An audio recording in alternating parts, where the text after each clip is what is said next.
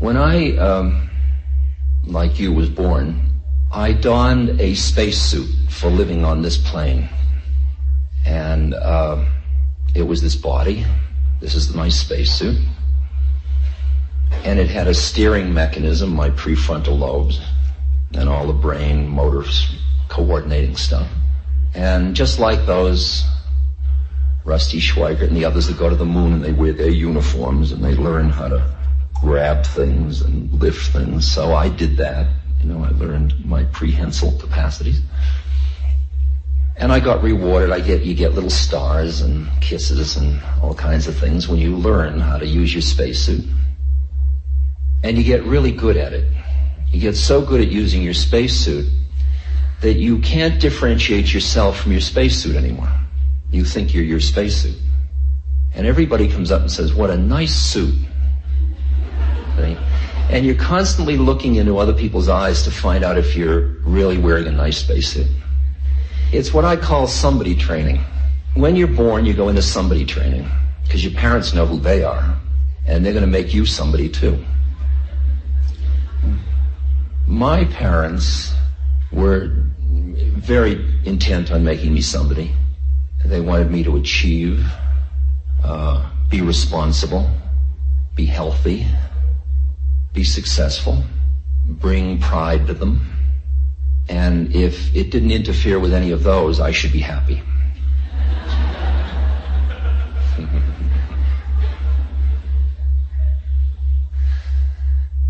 The problem that I experienced, though, was that the suit that I was wearing, it was like you're in one of these suits that doesn't quite fit, and you're a little uncomfortable, and you're constantly trying to readjust yourself. The suit didn't fit, but everybody kept saying, "Beautiful suit, really impressive suit. You must be very happy." But I wasn't. Now, if everybody you look into their eyes and they tell you you're happy and you're not, because the suit feels so weird, what do you conclude?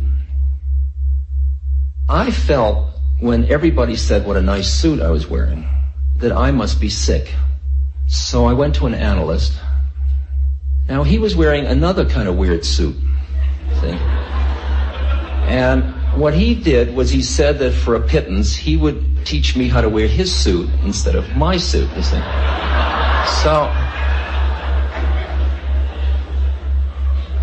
So I learned how to wear his suit, which had even more status connected. I mean, more people said, "Beautiful suit." Part of learning how to wear that suit was you didn't see people anymore. You just saw psychosexual stages of development. You saw anal retentives and early phallics and things like that. And I really wasn't very happy in that suit either.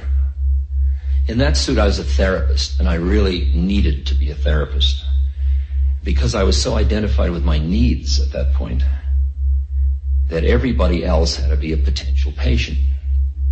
So, and if you wouldn't be my patient, I didn't have much use for you because I needed to be a therapist full time. So that suit felt weird as well.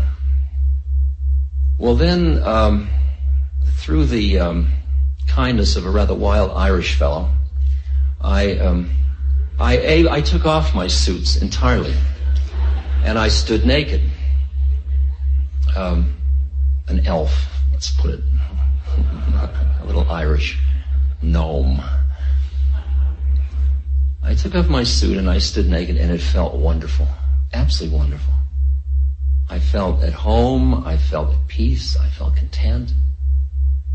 I felt like this is where I knew in my inner being this is where I really was, but somehow I'd never been able to get there. Ever since I'd been born into somebodyness, the somebodyness had always short-shrifted who I was. As my friend pointed out, you have to go out of your mind to use your head. And that what I had been trained in was an ego structure, a conceptual structure that defined who I was and who everybody else was. And most people learn these structures, and they're like huge mind nets that come out of your head. And you walk down the street, and you're somebody. You say, you know who you are. You dress like somebody. Your face looks like somebody. Everything is somebody. Nice. This is who I am. This is who I am. This is who I am. This is who I am. This is who you are. This is who you are. And everybody is reinforcing their structure of the universe over and over again. And they meet like two huge things meeting. This is who I am. This is who you are. And we enter in these conspiracies. I'll make believe you are who you think you are. If you make believe I am who I think I am. And we just kind of bump against each other like huge schmooze of some big mental mind nets that keep walking down the street. And you can see them in everybody. I mean, everybody's busy being somebody. Well, so when I got out of my somebodyness, which was very cramped, I mean, it was like a prison to me. I didn't want to go back to prison. It's like you go out and you see the stars and you smell the air, and then they say, okay, chemicals wearing off, back into prison. And you don't want to go. You say, no, but you go anyway. And you go back into your suit. And you feel weird again. You feel doubly weird now because you know that that isn't who you are, but you're caught in it. So that starts quite a journey. It did for me anyway. Because it started a journey in which my object was to get high, was to get out of my suit. It was to get out of my physical, psychological identities, which felt extremely limited. And I would get incredibly free and high and clear and in love. I'd go to India and I'd sit in the temple or in meditation and I would get so high.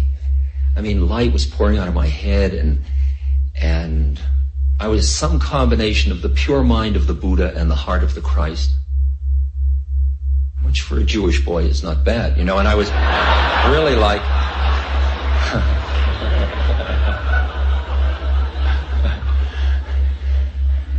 I'd be out there, and I'd come back to the States, and I'd go to visit the family. And my father would say a simple thing like, you got a job. See, and I'd crash. See? And I'd say, can't go home, brings me down. Okay? And I began to have a whole list of things that brought me down. I mean, cities brought me down, money brought me down, politics brought me down. And I found myself, interestingly enough, wearing a new kind of a suit. It was like, I'm very high. Don't get near me. I'm very high. And something felt wrong about it. I mean, I loved being out there in La La Land. I mean, it was, ooh, wow, phew, oh, I mean, you go out, or in, or up, or down. There's no space. That's all phony. But you go wherever you go. That's another plane of consciousness, which is right here, actually. And you look around, and everybody's mishpacha. Everybody's the family. Everybody's that's Sanskrit. That's all right. That's everybody's sisters or brothers. Or if you go out far enough, you look, and there's only one of us in drag. I mean, appearing to be many. There's only, and you really see it. You experience the oneness of things. And it's so connected and so beautiful, so that when you come back down into your separateness, the pain is incredible because you once again feel that feeling of being cut off. See, along our way of evolution, we've developed certain powers or siddhis. One of them is this prehensile thing. Then when we got beyond that, we got to these prefrontal lobes. And those give us the choice. We can remember, plan, analyze, cognate. We can be analytic, linear, etc. And that's the major instrument for the spacesuit control mechanism. That allows you to survive on Earth. The problem with the intellect, however, is that it doesn't allow you to escape from dualism. That is, it always thinks about something. So it always takes an object. So as long as you identify with your thinking mind, you are always one thought away from where the action is. You're always thinking about it or looking at it. You're always in that one thought away from life. And you experience that you are cut off by being in your mind. And And there is a quality that is starving in an individual that is locked in their mind. So when you move to another plane of consciousness, which is no longer controlled by your intellect, which is really a subsystem, and you move into the metasystem, what you feel at that moment is, subjectively in the universe, you feel like you are the universe, or you feel merged with it, or you feel fully in the moment, thick with the moment. And that richness is so fulfilling. It's interesting. It just is. You can be it. The minute you try to know it or experience it, you go back into dualism again. But you can be the thickness of the moment. Now, because I had been felt so trapped by my body and my personality, and was so unhappy in all of that, my job, it seemed, was to push away those things. And I tried a number of techniques like renunciation.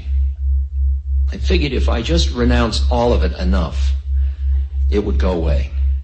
All I did was end up a horny celibate. It's like giving up smoking, like I haven't smoked in 4 years, 2 months, 3 days, and 22 minutes. A person will die from non-smoking.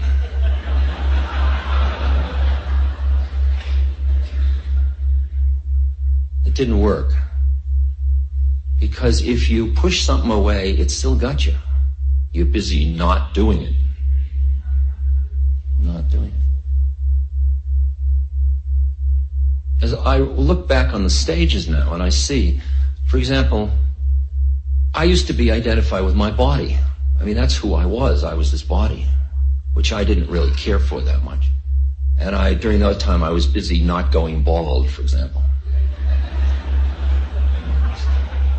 It's amazing. I mean, some people are busy not going bald. That's who they are, you know. Like I had a long piece of hair and I wore it like this, and, you know, in the wind you stand like Rodin's The Thinker, you know, like this. And you notice how much hair everybody's got. I mean, it's a whole reality. It's a whole world of like. I mean, this is like a 55-year-old decaying foot right here. And it's just like if you went out in the woods and you saw an old tree trunk. I mean, if I thought that was my foot, I'd freak, but it's just a nice decaying foot. It's rather attractive. I mean, look at all these veins and these bones, this loose skin. It's getting nice. You know, I have these spots on my head now, and there's this Porcelana ad that says, they call these aging spots, I call them ugly. That was the ad saying. For me, they call these ugly, I call them aging spots. Because you begin to appreciate nature even when it's your own body. When you're not so busy taking it so seriously, when you're not so lost in it. It's just decaying, just like it's supposed to. You know, one of these days it'll drop away. But then the personality, that was much more seductive. I mean, I really took that seriously for years. Am I happy? Do I have enough space? Are my relationships fulfilling?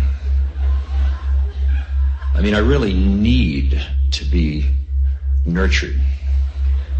Because I was a motivational psychologist, so that was all real. I taught that it was real. It must have been real. I was saying it at Harvard. It must have been real. It was a complete melodramatic hype, it turned out. I didn't know that. No, you can have it seriously if you want. There's no rush. There's no time, so we'll wait. So you say, what do you mean my personality isn't real? It is real. It's relatively real, and you should... I've had neuroses. I've had an awful lot of neuroses. I mean, I've had sexual neuroses and emotional, all kinds of motivational neuroses. And I've been through analysis. I took drugs for years. I've been to my guru. I've done spiritual practices. I haven't lost one neurosis in all that time. Not one. The only thing that's changed is that they used to be these big neuroses, and now they're these like little schmoos. see that, hi, come on in, have tea. They're like old friendly neuroses, like, will they like me? That's a good one. Hi, come on in, you know. I can line them up. They're like the children, you know, for a family photograph. All my little neuroses sitting here, they're all right here. I've become really quite fond of them, actually, and I look at all the spiritual teachers and all the great saints, and they're all terribly neurotic. I mean, it's just like I'm not going to grow hair if I get really free, probably.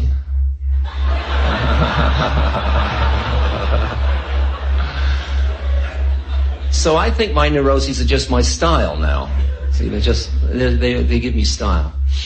Well, that's what flips. The dramas are still there, the desires and the needs. You just don't take them so seriously. You don't, I need this.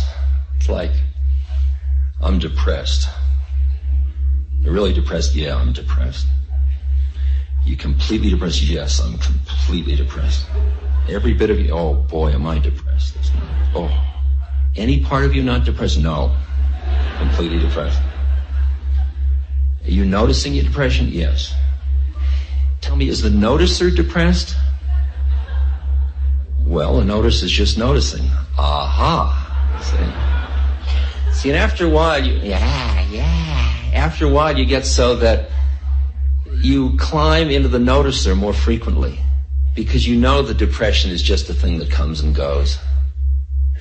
Or try boredom, for example. That's a great one. Everybody buys into that. I'm bored. What am I going to do? Call somebody, turn on the television, read a book, do something. My God, I'm bored. You don't have to be bored. There's so much to do. Things to think about. Listen to the news. See, those are all melodramas, and you milk them. We trip out on ourselves so much. There's nothing wrong with being bored. I'm bored. Nothing's ever going to happen again. See, nothing is. That's what's so funny. People say to me, this is a really heavy tour you're doing. You're traveling, you're doing 60 cities. Must be exhausting. It's funny. I didn't notice I was doing anything. I'm just sitting here. The plane does the flying. I don't, you know. I just come, I look at somebody that's raising 3 kids, I think, oh my God. You know? See, after you end tripping, and that's the thing, it dies hard, I'll tell you, because you want to milk it just once more. I mean, you can get just a little more juice out of it, just a little more. Because we've all been grown up so much with the myths of this culture that more is better. And that just another one will be just a little bit more. I mean, ice cream is good, but in those great big cones that are made of that special, like waffles, oh God. And have you tried that ice cream shop that's over, you gotta go 40 miles, but it's worth it. We're living in the yuppie paradise of more is better. And we keep dramatizing it. I need this to be happy. Then there comes a time when all the trips start to seem empty to you. I mean, you're going to buy a new car, and you get it, and you get into it, and you really want to milk the feeling of a new car. You drive down the street, and you're looking to see if anybody's looking, and you feel that power. Wow, boy, the transmission's beautiful, and boy, oh boy, and you just, wow. And then a few minutes later, the first squeak, or the next payment, until finally, even as you're about to reach for it, it's already empty. Yeah. You'll go through it, don't worry, don't complain. You've just begun. And it gets scary because you based your life on collecting things. I've collected stuff. I kept collecting things. In fact, I had boxes of things. You have attics, but I'm a wandering monk, see? So I have to keep in boxes. So I'm a sadhu, and my guru was known at one stage as Crack Pot Baba. He was naked, and all he would pick up pieces of cracked pot and put them on his head. And then when he needed water, he'd use it for water and throw it away. And I'm in that lineage, so As soon as I get rid of my Master Charge and my Volvo and things like that, I'll be right behind him. But my problem is that I have not only the Master Charge and the Volvo, but I had all these boxes of memorabilia that I couldn't bear to be parted from. I mean, old letters from the 60s, and love letters, and pictures of people you're never going to see again. And I'd keep putting them in boxes, which I never opened because life was so rich. See? But I'd label them, and then every time I'd move, we'd be this wandering sadhu, but behind me would be a UPS truck with all with my personal history, you know.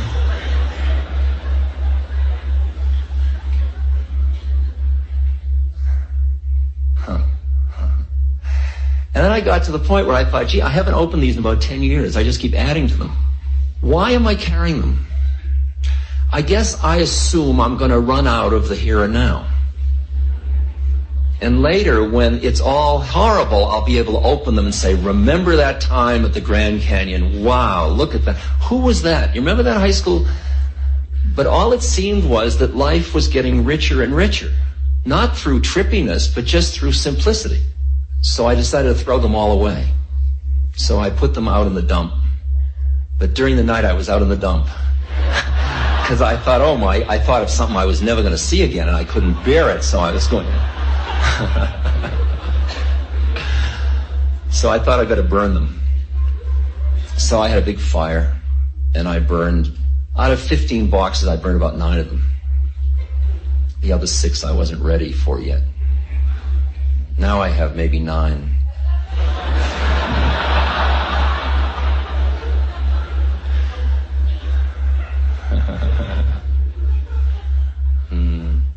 So, at any rate, I kept trying to get high all the time to get rid of all this trippiness, because it all seemed so finite.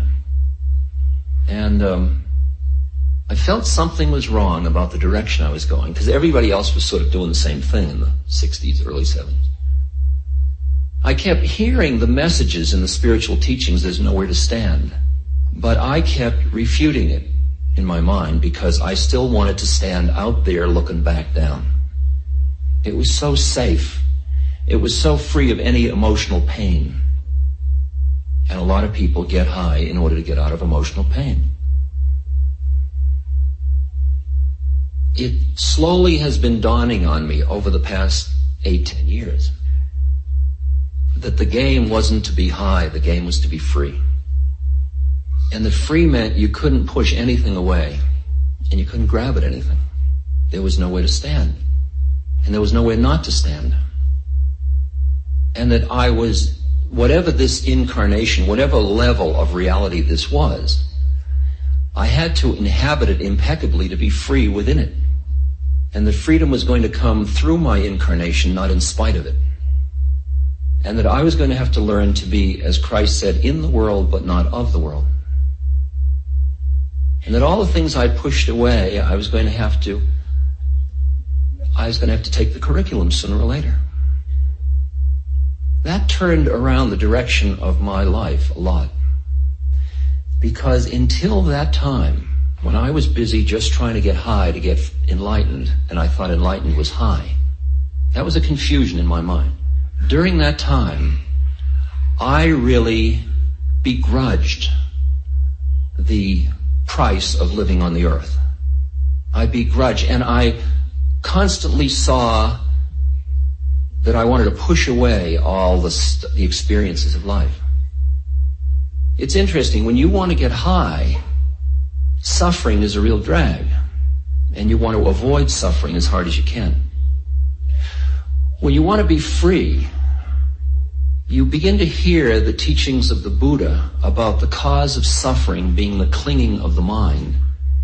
And when something creates suffering in you, you don't go asking for it unless you're really advanced, I guess. But when the suffering comes down the pike, you don't turn away from it because you know that the only reason you're suffering is it's telling you something about the clinging of your own mind.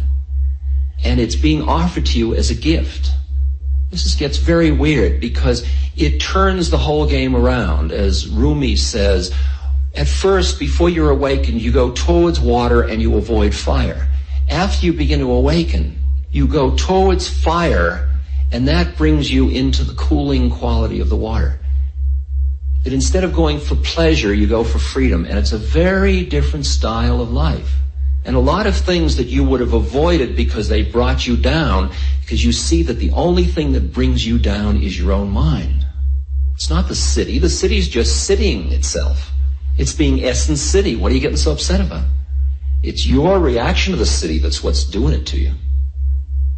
And so, like the other night I was in Des Moines, Iowa, and I came into the hall in the evening, and there were people waiting around front, and they said, "There's Ram Dass." And see, I'm like a renter Ram Dass. I have no idea who I am, and I don't even care. I mean, I'm just an awareness, and I do what I got to do. So, since I don't know who I am, as people project into me, I become what their projection is a lot of the time.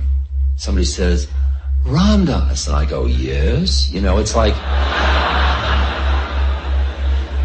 if somebody says, "Hi, Dick," I say, "Hi." I don't care. See, if you're somebody and they go, "Hi, Dick," you say, "Yes." You see, and it doesn't work. Okay. So I came to the hall and everybody was Ram Dass. I was, "Yes, yes," and I was smiling. I was being Ram Dass. You know, it's a nice role. I'm not anybody. What the difference does it make to me? I mean, I'm not all those things. It's not like I'm phony. See? It's not like I'm being somebody else back in there. It's not that. It's just a form. We're all in forms. We can't meet except through forms. We don't have to get lost in them. Who'll we be this time? Well, I'll be serious. Okay, I'll be light. So I came in the hall, and I was being sweet and loving, and every evening I always ask for a mini boom microphone. That's one of these things. Because when you're sitting cross-legged, if you have a straight mic, you got to spend the whole evening leaning forward like that. So I asked for this, and I walked into the hall, and there was a straight microphone. And I was all smiling, and I suddenly said, "What's that?" And the woman was the manager of the hall, said, "Well, that's the only microphone we had." And I said, "Well, we advised you we needed a microphone." And I started to get into this curmudgeon-y, yick, and I broke up completely. I mean, I just saw myself get completely ugly, and I broke up because what I saw was that my guru had come in drag as a microphone to say, "Oh, you think you're so high and mighty, you know, try this one on for size."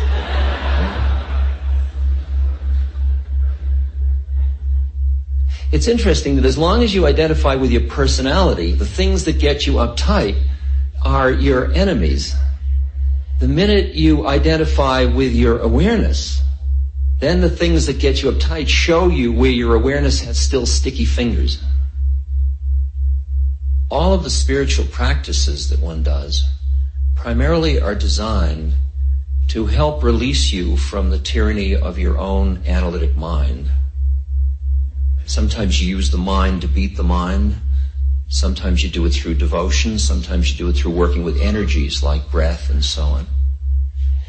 And the minute you break the identification with your thought, it's as if you come into a quality of awareness that also, besides the quality that it has of presence and clarity about the universe around you, or in you, or you, there is also a quality that is very soft in it.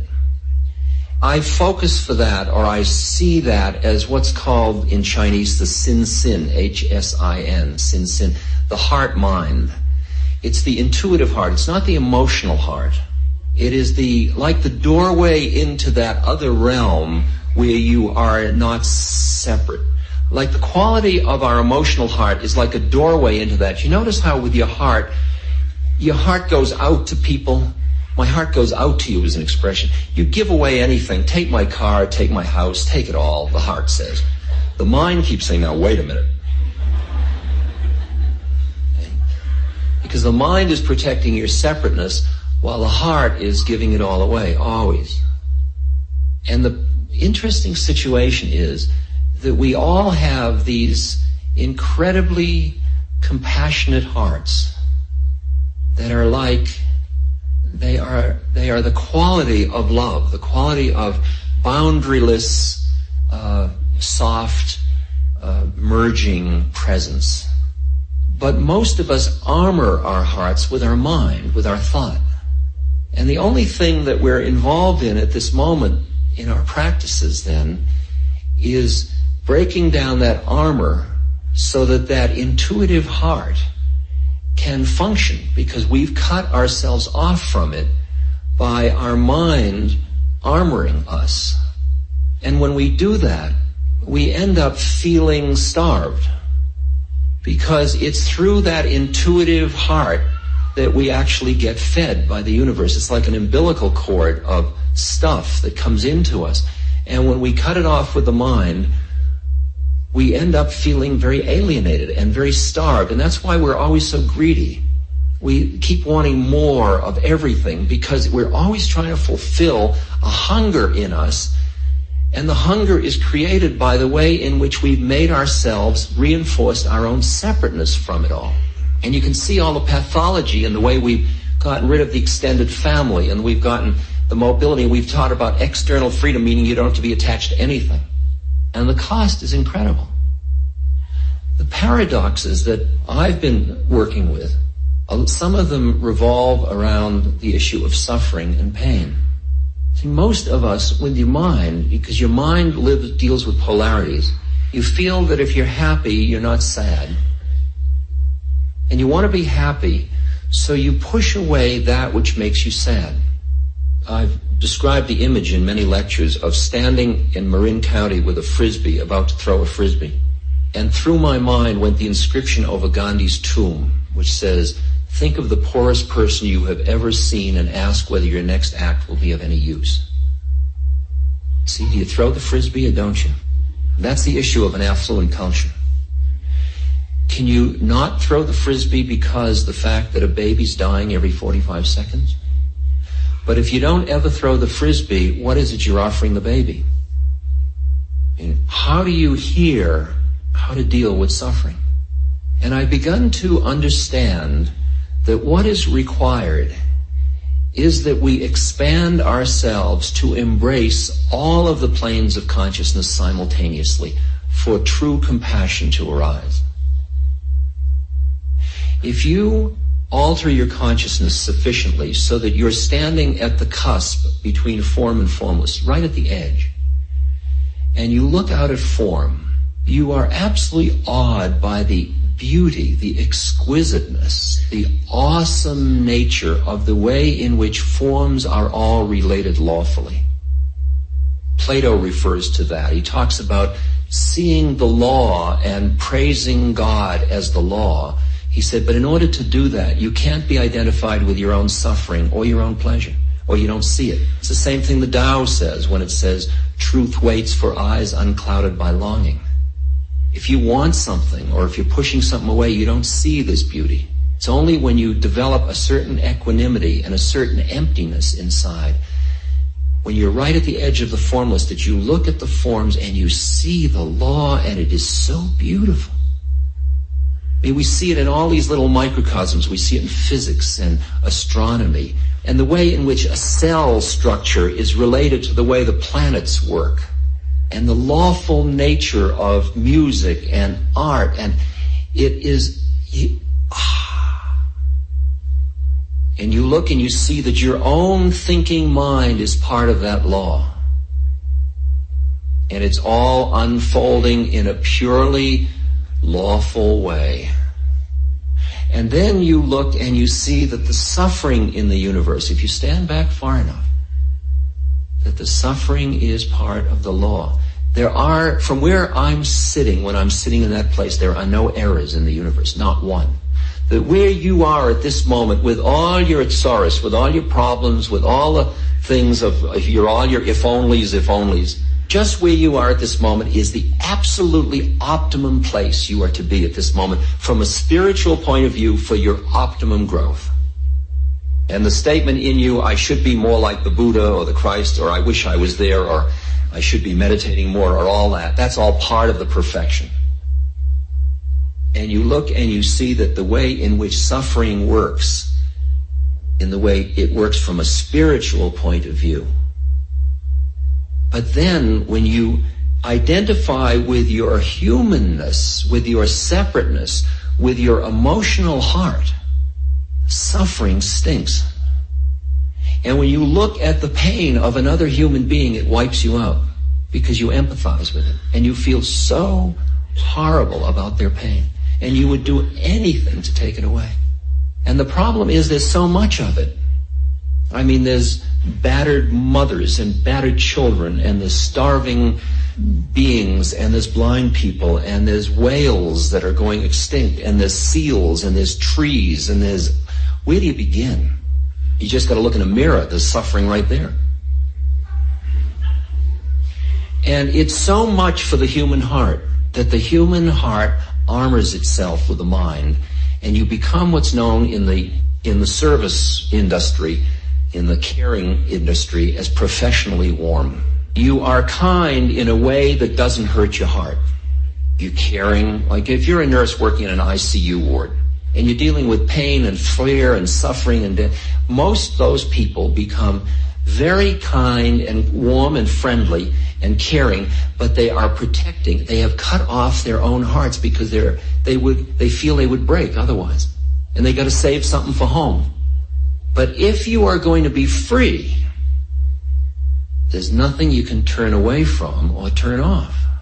And how do you keep your heart open in hell becomes the interesting question. The best way I can understand it now is that it is the balancing of these planes of reality inside myself that allows me to do that. It's interesting that as you extricate yourself from your identification with your separateness, your whole feeling about death changes. Because the part of you that isn't separate isn't coming and it isn't going, and there's no birth and there's no death, you just are. But because that part of you is not knowable by your mind keeps denying its existence. The part of you that is not in form is only beable, it's not knowable. And the mind goes up the wall trying to figure out how to control that part of you. And for us to stretch to handle what seems like a paradox to the mind, that it's all perfect and it's horrible, that there's nothing to do really, so get on with it, that it is all empty. And when you embrace all of it, you start to embrace the human condition into yourself. You start to embrace the suffering. Like if you live fully in this moment, does this moment include that baby that's taking its last breath from starvation? Yeah. So are you sad? Yes. Does it include the baby taking its first breath as it comes out of its mother's womb?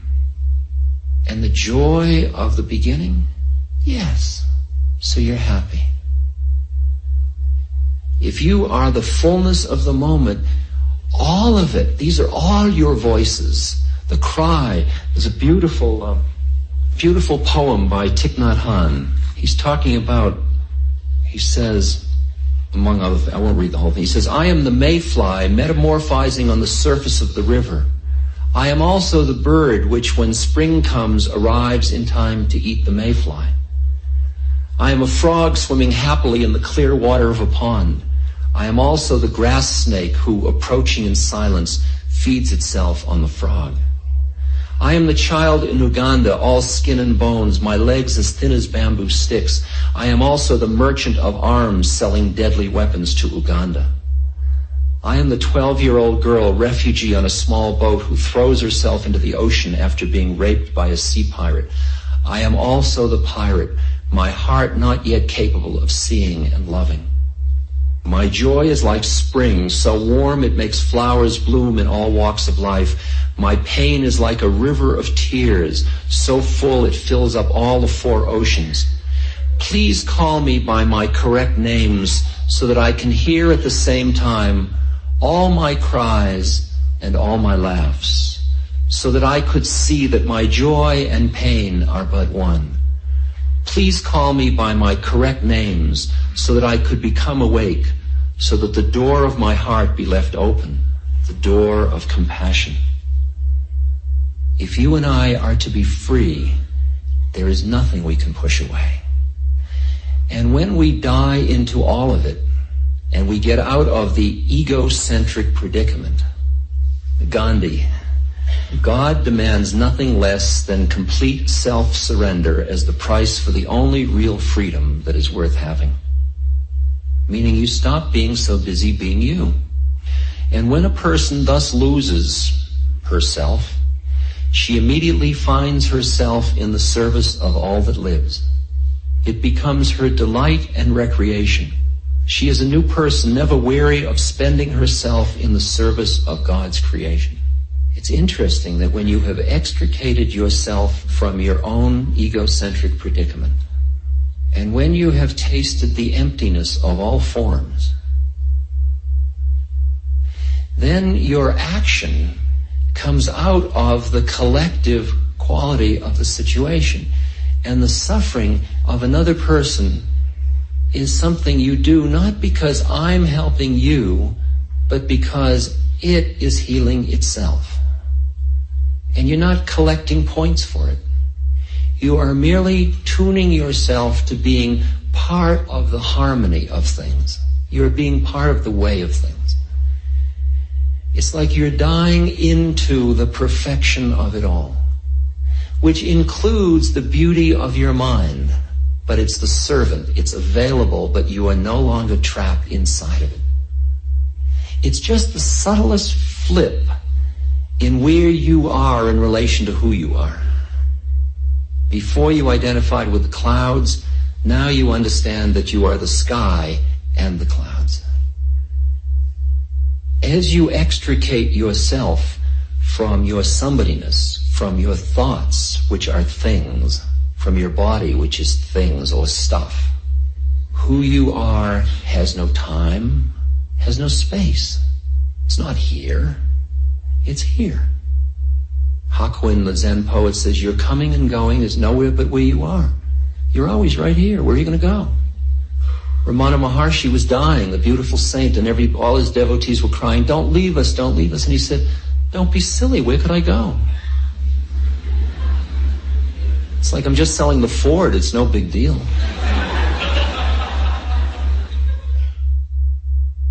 With that quietness comes a way of being in the universe. It's what Heinlein calls grokking. It's like you are part, you are one with it all. So that the action that you perform as a separate entity arises out of the collective wisdom of the situation, rather than doing it in an angular way, cut off from everything. You start to trust your intuitive heart. Very interesting to start to live that way.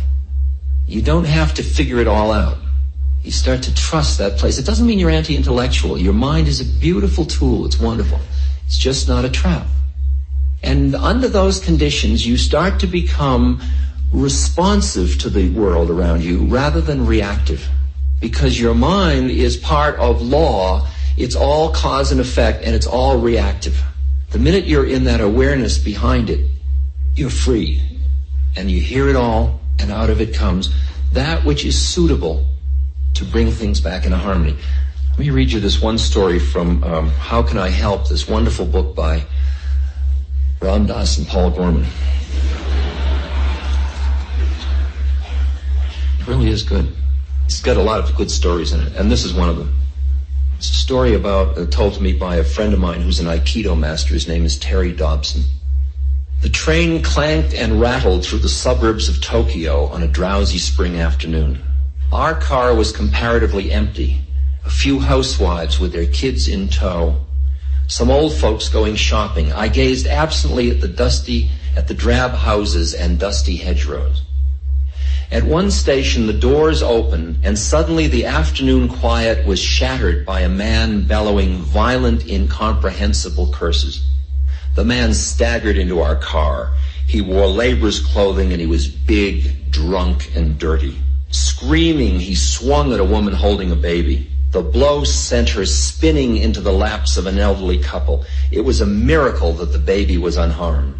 Terrified, the couple jumped up and scrambled towards the other end of the car. The laborer aimed a kick at the retreating back of the old woman, but missed as she scuttled to safety. This so enraged the drunk that he grabbed the metal pole in the center of the car and tried to wrench it out of its stanchion. I could see that one of his hands was cut and bleeding. The train lurched ahead, the passengers frozen with fear. I stood up. I was young then, some 20 years ago, and in pretty good shape. I had been putting in a solid 8 hours of Aikido training nearly every day for the past 3 years. I liked to throw and grapple. I thought I was tough. The trouble was, my martial skill was untested in actual combat. As students of Aikido, we were not allowed to fight. Aikido, my teacher had said again and again, is the art of reconciliation. Whoever has the mind to fight has broken his connection with the universe. If you try to dominate people, you're already defeated. We study how to resolve conflict, not how to start it. I listened to his words. I tried hard. I even crossed the street to avoid the pinball punks who lounged around the train station. My forbearance exalted me. I felt both tough and holy. In my heart, however, I wanted an absolutely legitimate opportunity whereby I might save the innocent by destroying the guilty. This is it, I said to myself as I got to my feet. People are in danger. If I don't do something fast, somebody will probably get hurt. Seeing me stand up, the drunk recognized a chance to focus his rage. Aha!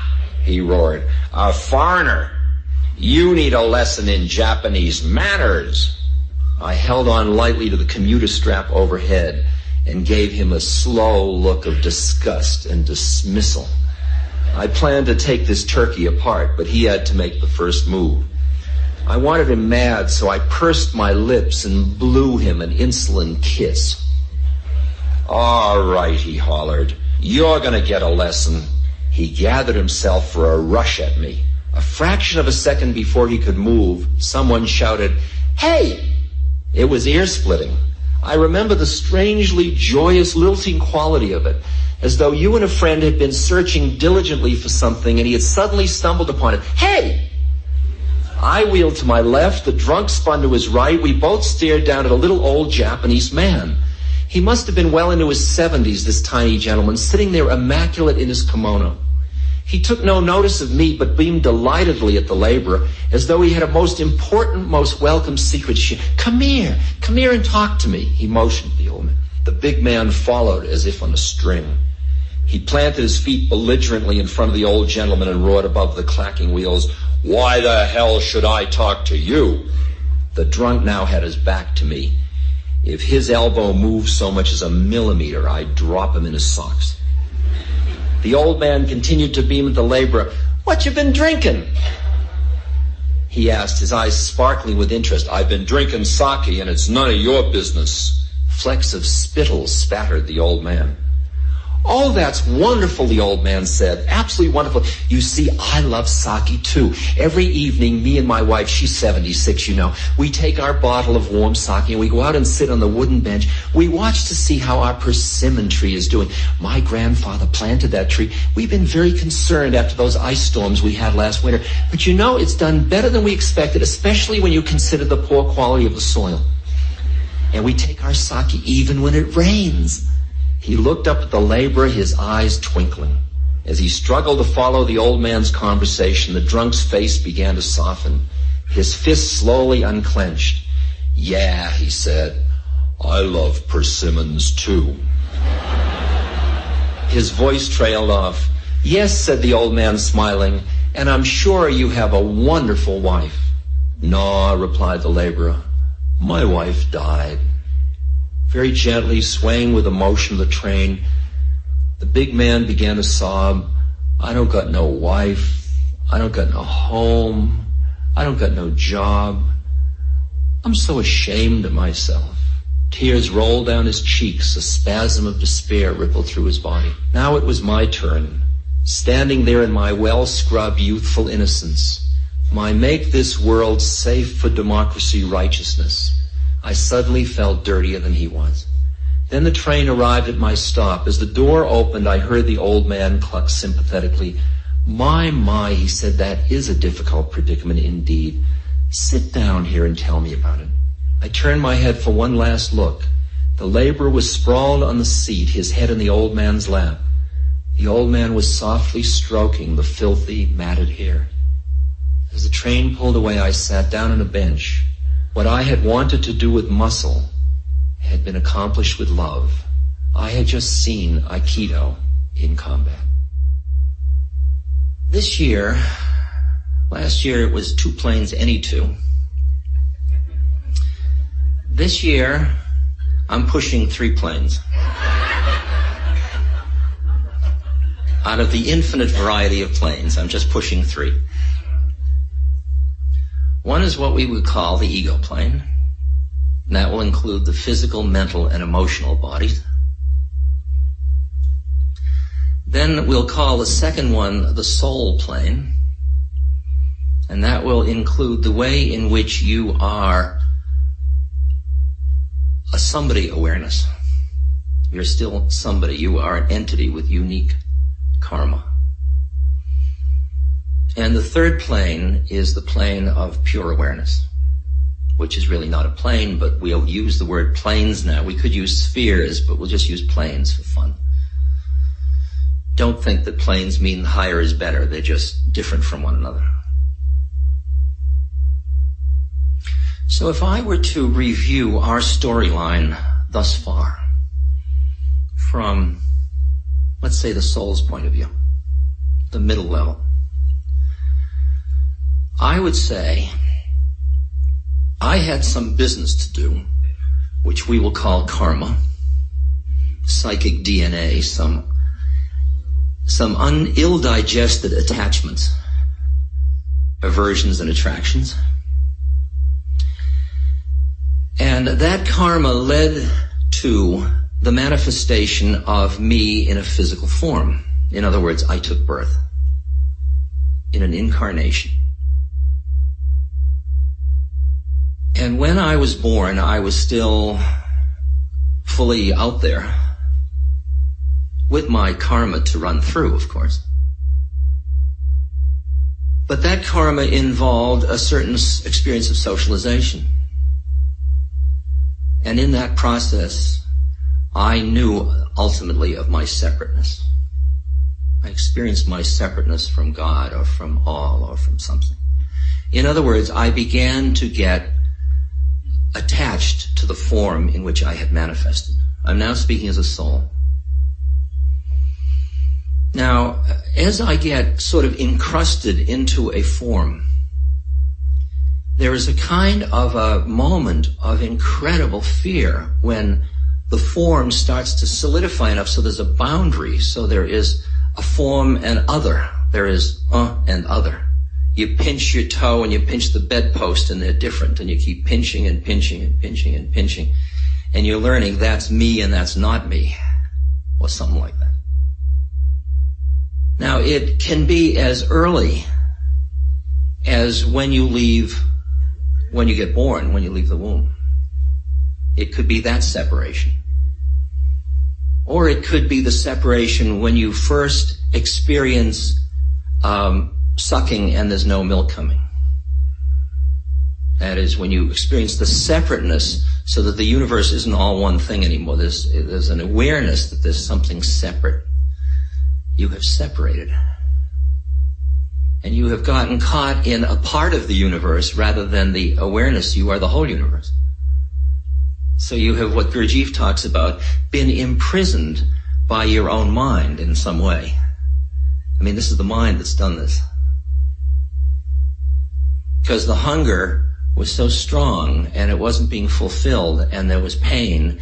And these learnings are very deep when there is an emotional component to them. And most of us got very deeply socialized into being somebody, into our incarnation. that whole mechanism is something that is like software in the system, and it has to be developed. You develop the software, and that happens through your DNA code, through your socialization process, through all the people you meet and talk to. But notice an interesting thing, that your whole sense of separateness is really rooted from some uncomfortable experience of being separate.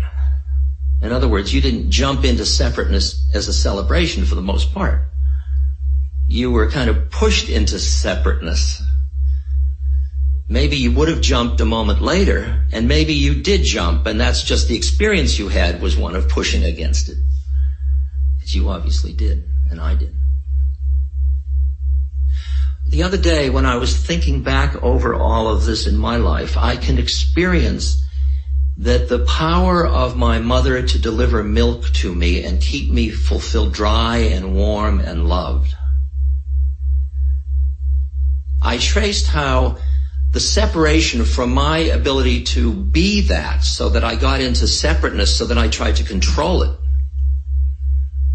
So as soon as you become somebody, you get into a power thing, because as a baby, you're awfully little.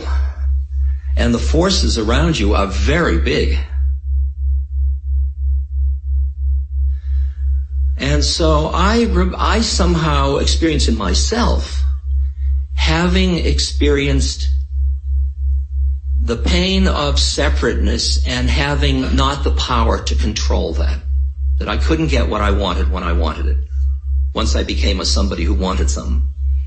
And I only became the somebody who wanted something because I didn't have what I wanted all the time. I hadn't even had a want up until then. I had to learn wants, by the way. I wanna.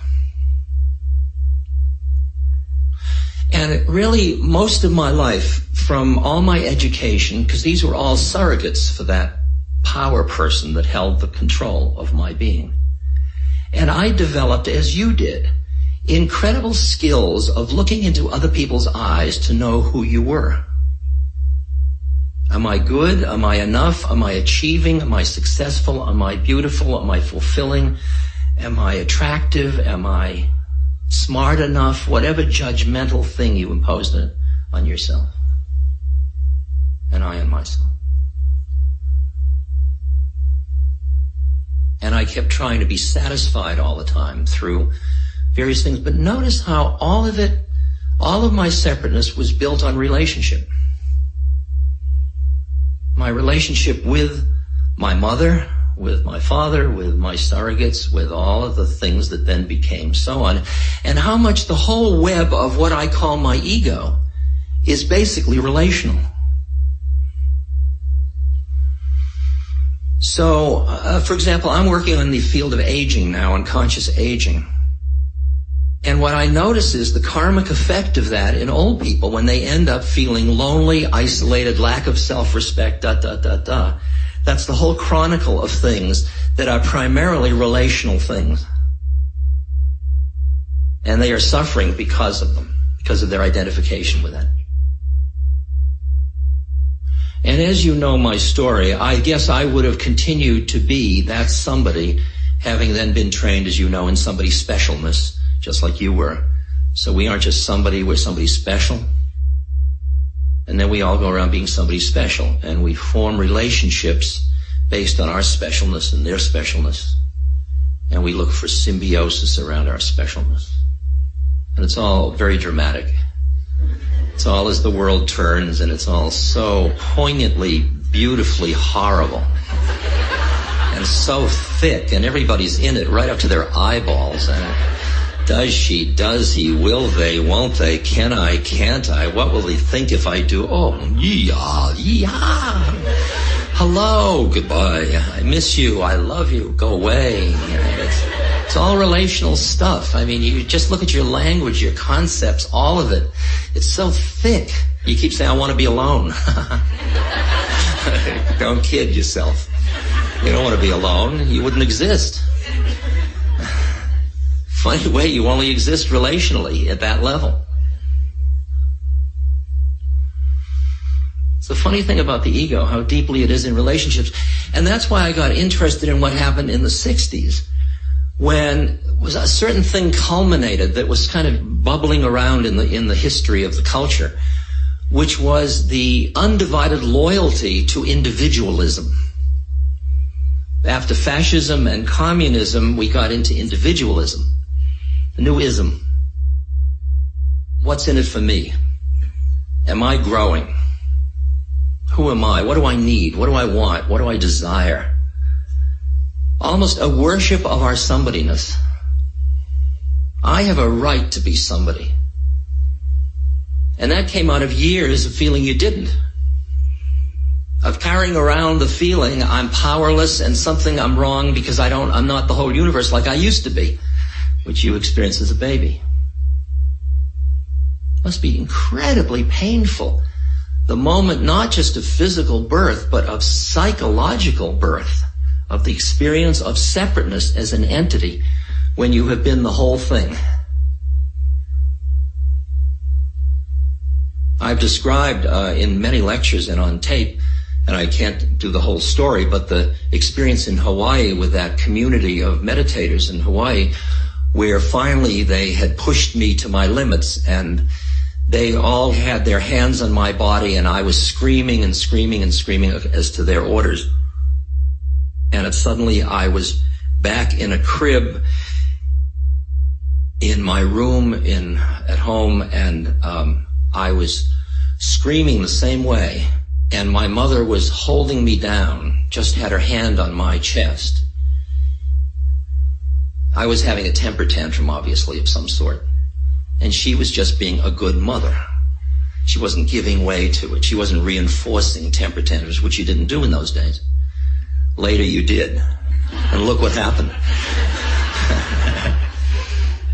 But she didn't. And she wasn't out of like I'm a mean mother. She was just calming me down, but it was firm. And the firmness had a resistance to my power. I couldn't control the situation anymore. And the experience was one of loss of power. And when I look at business, and I look at government, and I look into the personalities of all of the politicians, and don't you see all that fear, and don't you see all that sense of not being powerful enough? And if I had the power, it would all be all right. We are caught in a drama so thick of ego structures, ego constructs that have come out of our intellectual extrapolations from our basic root conceptual models of who am I and how the world works, which has to do with fear, it has to do with feelings of pain of separateness, it has to do with power, it has to do with a yearning to come back to a certain feeling at home in the universe, at home, at one.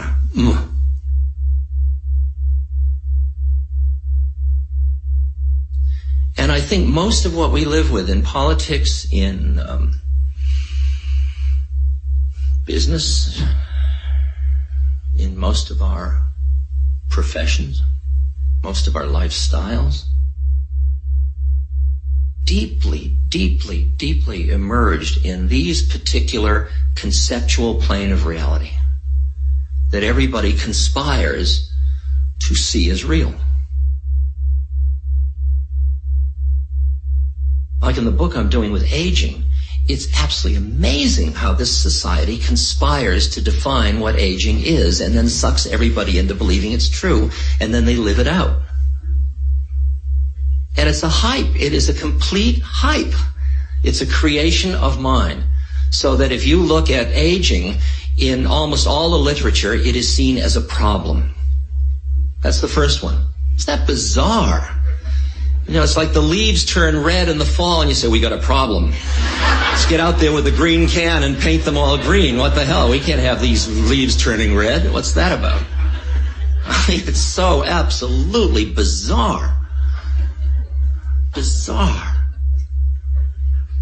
The first thing you have to realize is you're in prison. You've been had. You bought into a conceptual model that you got trained into from birth to deal with your separateness. And it's a whole structure that you've invested with reality. And from your point of view, it's the only reality most of the time. When my father would say, Richard, come back to reality, that's the one he meant.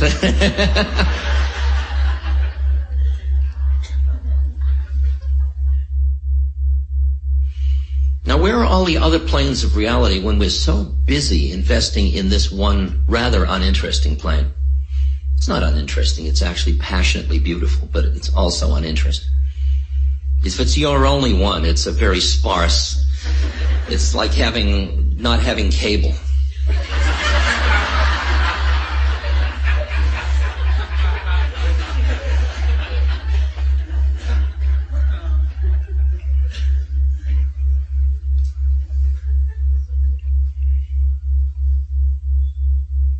But the minute you realize you are in prison, that's the relative reality perception. You realize you got a problem.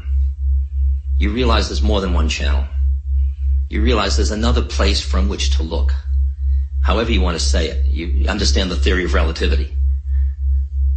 You understand that everything is real depending on where you're looking at it from. Just like you dreamt last night, and in that dream, that stuff was real.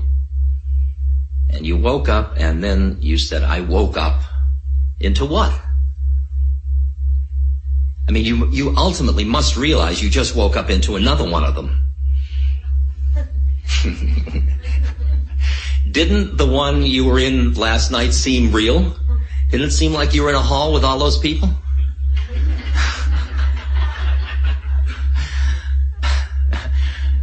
And then you woke up and they're all gone. Still here. Long dream. And once I had realized that I was in prison, which is what my first mushroom trip absolutely ascertained for me with certainty, or as certain as relative reality can get, I look back at all the years in which I had taken it all so, quote, seriously, and I thought, didn't I have any clues any of those years? I mean, did I go 30 years without a clue that I was caught in some weird psychosis, group psychosis? At that time, I didn't quite see it. Over the years, I began to see that as my vision of where I was looking from changed, then a number of things that had been in the background in my life started to come out as figure, and things that were figures started to recede into background, and suddenly I could see that there was a web of that information and that wisdom available, but I was busy not seeing it because of the intense nature of the plane I was seeing. The interesting example of that predicament was the one in which my guru said to me on the second time I saw him after the first day he told me how my mother had died. The second day he said, your mother is a great saint. And I said, didn't Maharaji say was a great saint? And the translator asked Maharaji said, no, is a great saint. And she was dead. So she was a dead great saint. So what was that? And what I experienced at the moment he said that was the realization that my mother wasn't who I had thought she was. That I had trapped her in being that Jewish middle class, nurturing, very responsible mother. And that was just who she had incarnated as. And he was saying she's a great being. And suddenly, at that moment, there was a figure ground reversal, and the very few, maybe 4 or 5 times in our life that I could remember, when there had been that reversal and where we had recognized one another as fellow beings.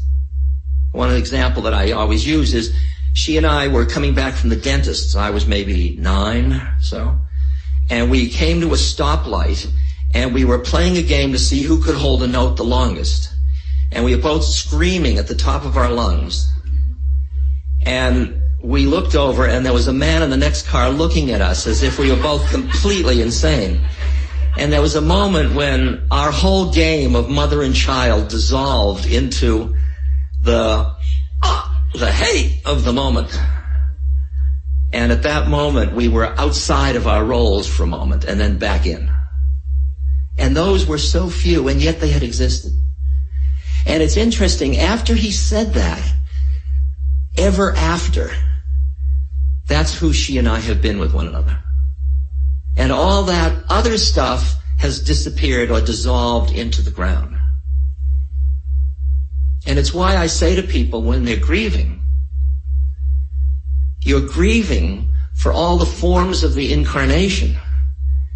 But why you're grieving is because you connected with love to the deeper nature of the other person. And when you stop filling your mind with your self-pity, anger, hope, fear, wishing, and quiet, you experience nothing happened. Nobody went anywhere. It is barely because I've measured you in terms of your forms. I've reduced you into form. And now you're dead and you up-leveled me. You said, find me now. Go ahead. You really love me? Find me. And you keep wanting the form back, because that's the one that turns you on. But ultimately, you have to turn on from somewhere else. Otherwise, you're always desperate for external rushes.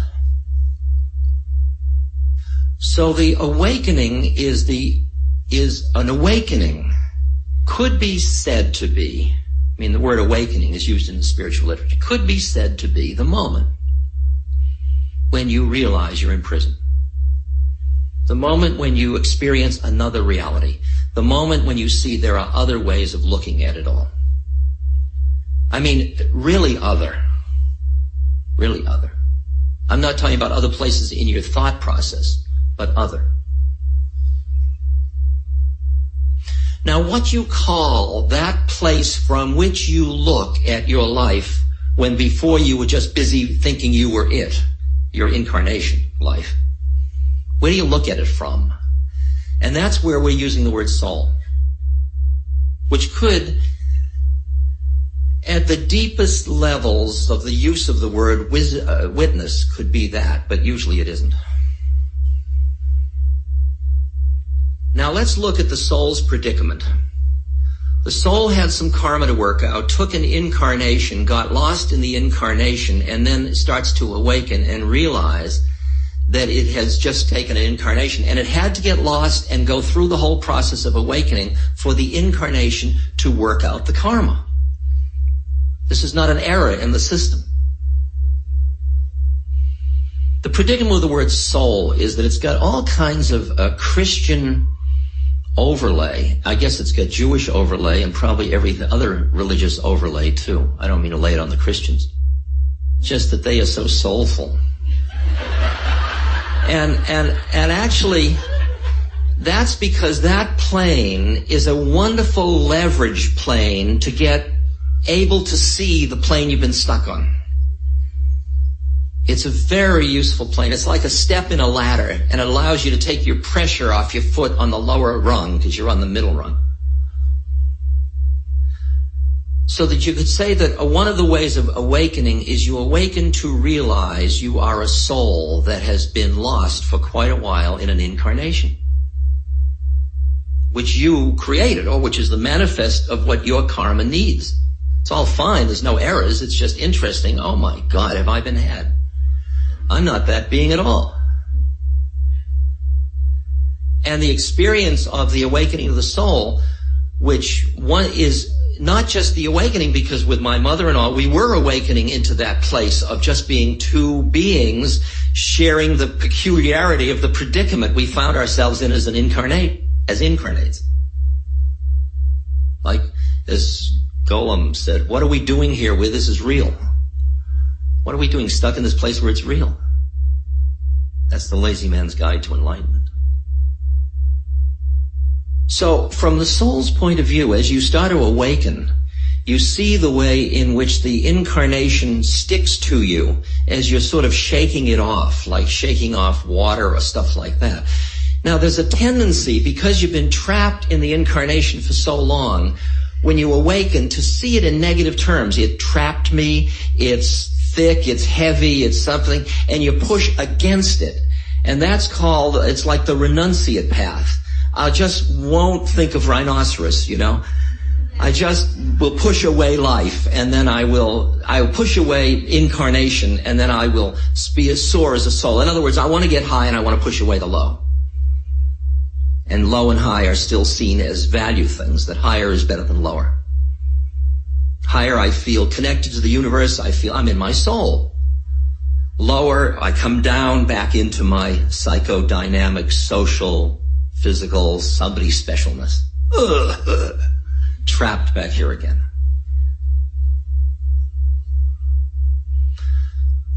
From the soul's point of view, the curriculum of the soul has two components to it. They're really interesting. It's the middle level, remember now. First of all, it's working with its incarnation.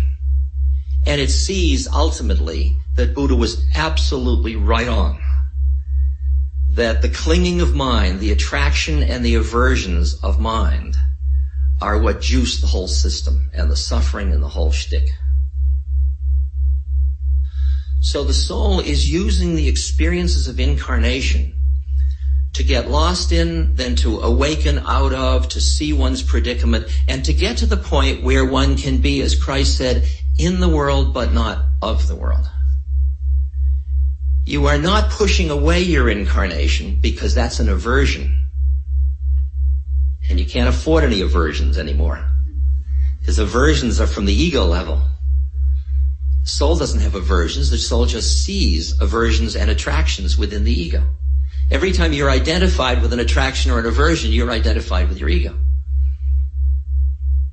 So the job of extricating oneself into one's soul is slowly cultivating those qualities which allow you to see the whole process and to calm yourself into realizing that your incarnation is about extricating yourself from attractions and aversions so that you are not lost in incarnation anymore. But it doesn't mean pushing against it, as you'll soon find out in the horny celibate period. Because if you push against it, it still got you. The game is to go beyond that into the point where you are fully in the world and fully not in the world. There are stages where you get into your soul where you say, oh, I miss the passions of life. Meaning the passions, the excitements that were caused by being lost in it. And you think, I'll never have those again. I'll never have my first romance. I'll never have this and I'll never have that. Because those were so adrenaline rushy, heady stuff. You must remember. And that's a lot like what is often called the dark night of the soul, where you have sort of realized that you're not going to have the intensity of the excitement that came from being totally lost into the linear drama and not knowing how it comes out. It all comes out the same. It all turns back into whatever it is. That's the nature of the transitory nature of phenomena, whether you like it or not. The soul is unique. It has its unique karma. It's working it out through incarnation. As it awakens to its own existence, it starts to shed the attractions and the aversions that had it stuck and closed down into the prison of incarnation. It awakens, so now the soul is present and the incarnation is unfolding. Its storyline is continuing. Ram Dass is continuing. Its story goes on. Hello, how are you? Yes, I'll do that. Hello. Good evening, this is Ram Dass. That's all the storyline. And slowly, more and more, behind it is just, wow, look at that one. Mild curiosity at first. That's a subtle attachment. Fascination. My, you wouldn't have believed that, would you? The synchronicity was appalling. And then you get to the point of, and then the point of it's all precious. See, you can't experience the all precious, beautiful, yum, yum, yum of the beloved, as long as you're afraid of being trapped by it. You've got to get through your original reaction to the trauma of what you've been through, of being trapped. When the soul wakes up, it's like, oh, I mean, it's very shaky. Very shaky. It isn't, of course, but it thinks it's shaky. So now when somebody says, I have a special relationship with you, the question is, do souls have special relationships? Egos certainly do. Souls are working out their stuff through ego special relationships. But the question is, do you want to identify with a special relationship, or do you want to identify with a soul? And if it's a soul, we just, you here, I'm here, hi. Well, what have we got to do? Well, this time we'll just wave. No, this time you be my father and I'll be your child. No, this time let's be competitors. Okay.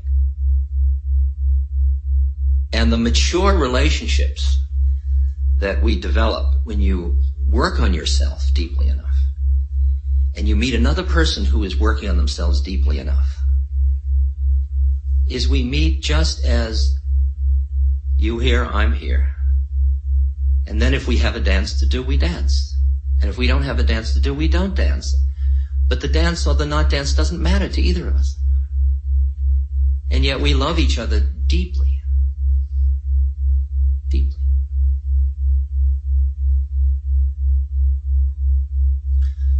And I don't mind really playing with different ones of you in these different ways as if it really matters.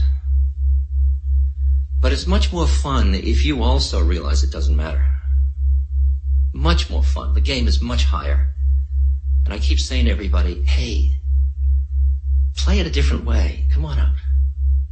It's like having a ball bouncing outside at sunset, and everybody's got their nose pressed against the window saying, we can't come out. Mother said it's too late. We can't come out. And I'm just waiting for somebody to come out and play. And most of you, we play for moments, and then people go back into stuff. And I go back into stuff, and that's our work, is to extricate ourselves from having to look at how we are with each other as egos rather than as souls. And I think it's a confusion, the term soulmates. I mean, I can understand it. I can see souls traveling together through series of incarnations because they have work to do. Most of the people that use the word soulmate do it from an ego level. And there's a whole way of describing spiritual planes from ego that is really basically ego stuff. And a lot of the New Age movement is that. It is basically an ego ripoff of spiritual concepts by people who still want power because they are rooted in fear. Soul isn't rooted in fear. The soul is doing fine. And when Maharaji said to me, Ramdas, don't you see it's all perfect? He was saying, hey, couldn't you come up for air for a second? You know, couldn't you come out and play a little bit? And I'm saying, no, it's real. Damn it, it's wrong. It's bad. There's good and there's evil, and this is evil. And he's saying, we'll wait. You know, he's flipping through the deck of incarnations and seeing that about 100,000 incarnations down the line, I will say, oh, God, you were high. But he's in no rush. Where's he going to go?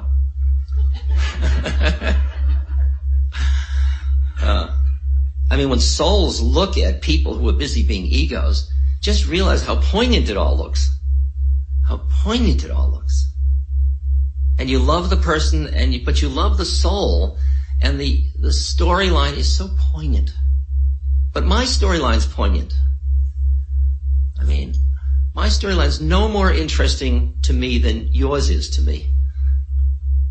It's all vitally interesting. It is, and it's all empty. I'll give you vital if you'll allow empty.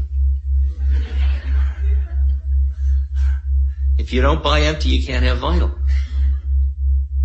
See, if you don't understand what I'm saying, you've got two choices. Either I'm insane or you are. And I haven't the faintest idea. I wish I could help you. Because it seems real to me, what I'm saying to you. So good luck.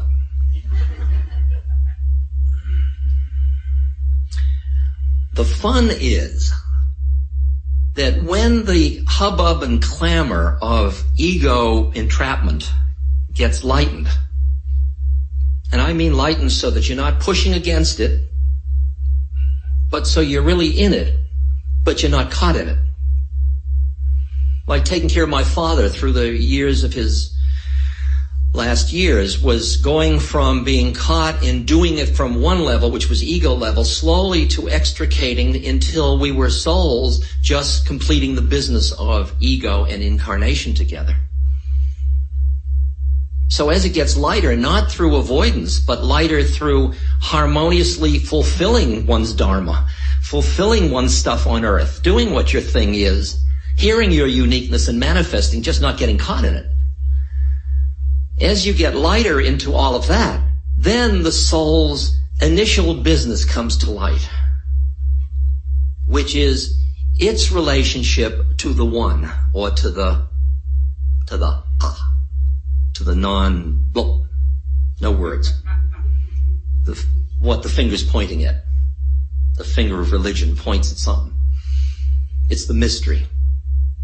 It's the relation of the soul to the mystery. And that ultimately is the only game in town. That's the language of the mystic poetry.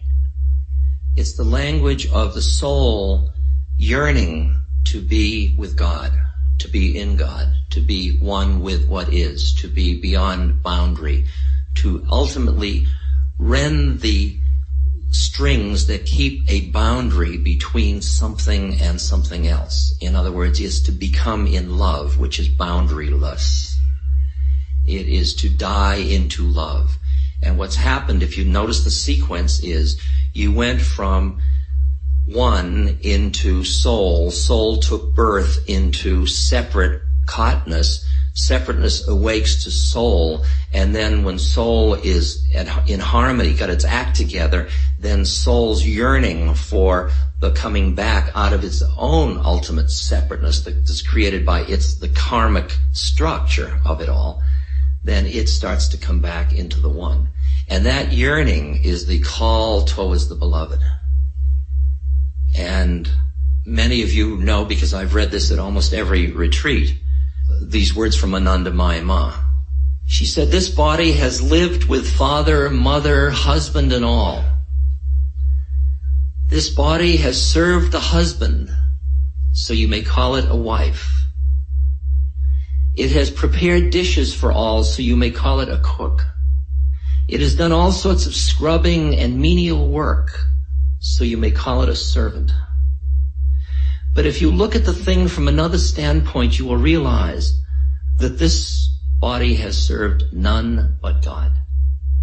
For when I served my father, mother, husband, and others, I simply considered them as different manifestations of the Almighty and served them as such. When I sat down to prepare food, I did so as if for God. Whatever I did in a spirit of divine service. Hence, I was not quite worldly, though always engaged in household affairs. I had but one ideal, to serve all as God, to do everything for the sake of God. Now, can you hear? There's the whole ego storyline going. Bengali woman, wife, does it all. But she's on the level of soul, doing her life as an offering to bring her to the beloved. When Hanuman is with Ram, and Ram says to Hanuman, who are you, Hanuman? And Hanuman says, when I don't know who I am, I serve you. When I know who I am you. Okay? Now we're talking about the second and the third planes that I'm asking you to consider.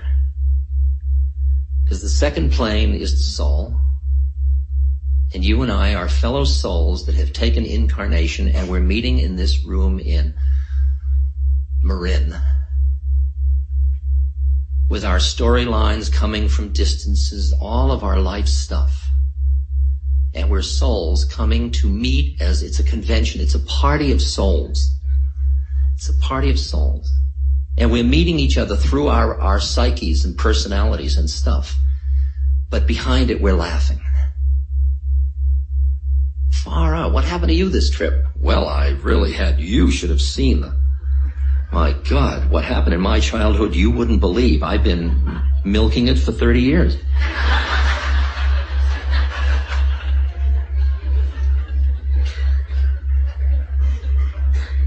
I'm a fierce player, by the way. Don't make friends with an elephant trainer unless you have room for an elephant in your living room. That's a great Hindu line, isn't it?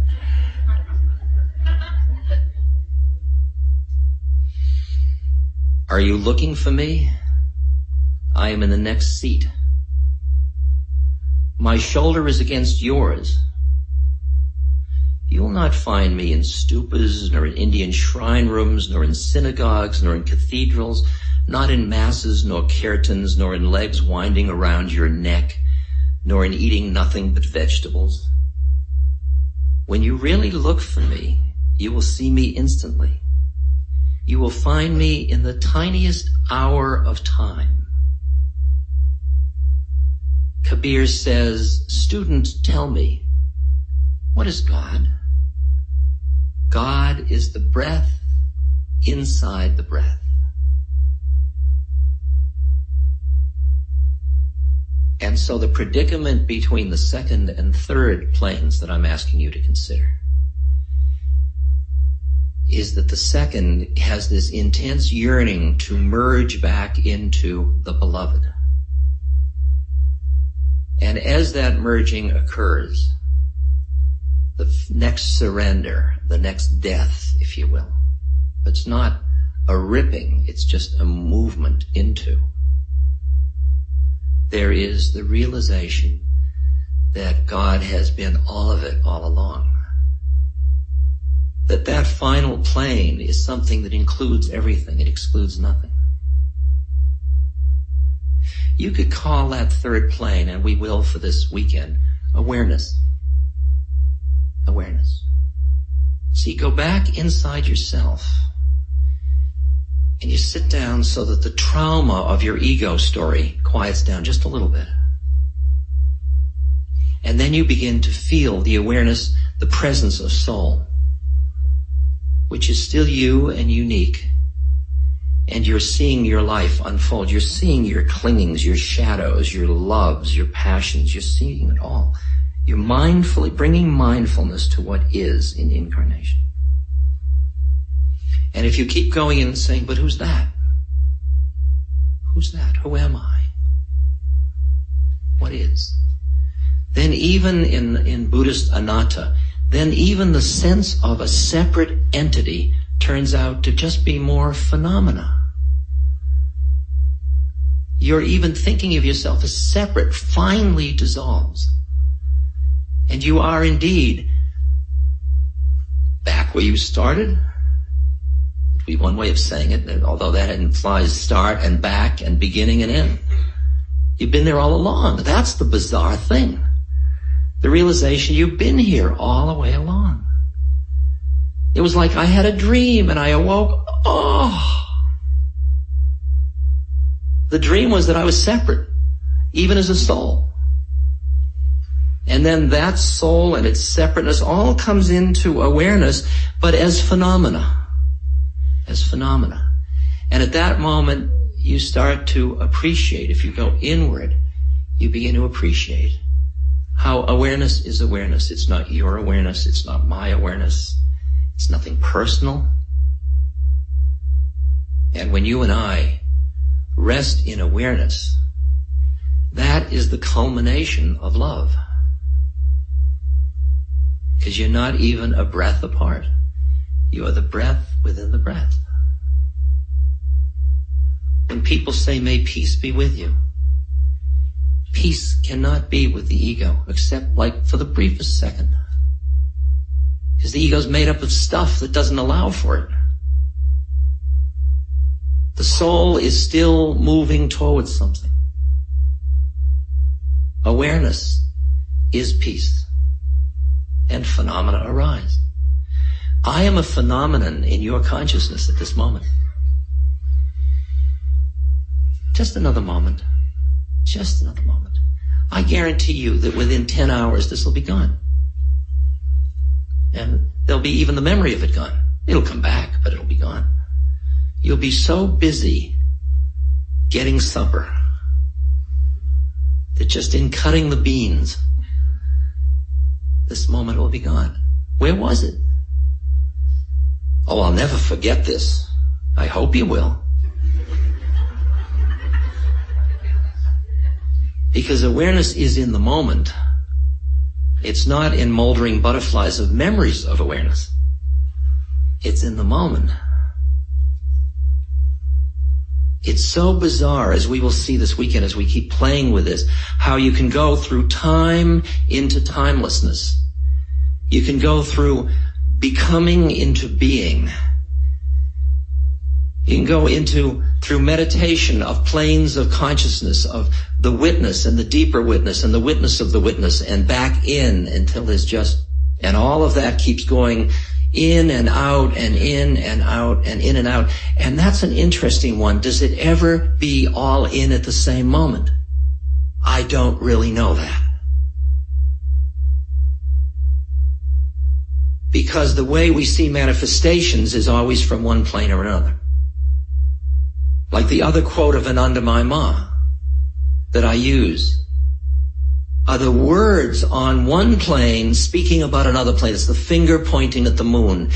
And once Paramahansa Yogananda asked Anandamayi Ma to tell him something of her life. Father, she said, there is little to tell. My consciousness has never associated itself with this temporary body. Before I came on earth, Father, I was the same. I grew into womanhood, but still I was the same.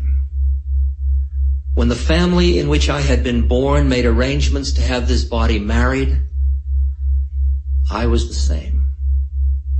And Father, in front of you now, I am the same. Even afterwards, though the dance of creation changes around me in the hall of eternity, I shall be the same. Can you hear who that is? It's you. That's peace. Do you hear that? That's equanimity. That's peace. Ah! Ooh! Ah! Just the same. Loss, gain, fame, shame, pleasure, pain, life, death. Bloop, bloop, bloop, bloop. Same. Boy, did you see that world end heavy, wasn't it? Whew. Now, see, this is the advanced course. I'm challenging you now to get all three planes going so that you are honoring the ego and you're playing your part and you're in your role and you're doing it all perfectly. The soul that is running off its karmic tab, well, there goes abuse. There's financial dismal failure. That's good. I needed one of those to fill in that square. Let's see.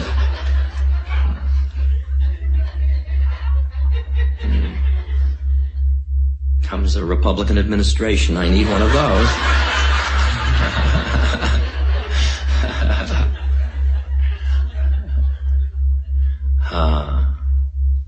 Comes a good golf score. I certainly needed one of those.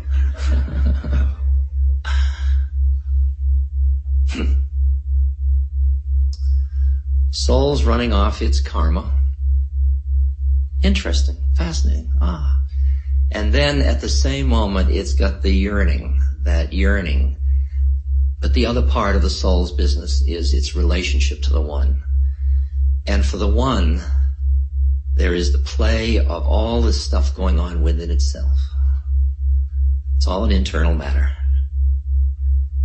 Just souls, egos, stories, planes of consciousness, all within awareness. When you start to work with that ultimate plane, the kinds of lines you use are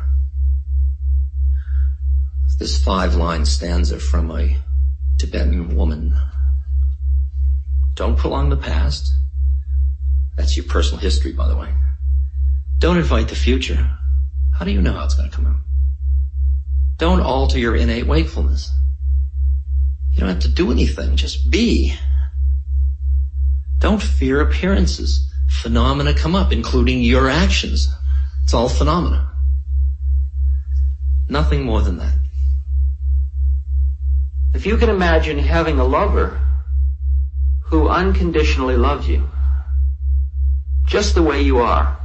You got gas, fine. You got no teeth, fine. Black, white, yellow, brown, fine. Old, young, battered, beautiful, fine. Angry, happy, depressed, fine.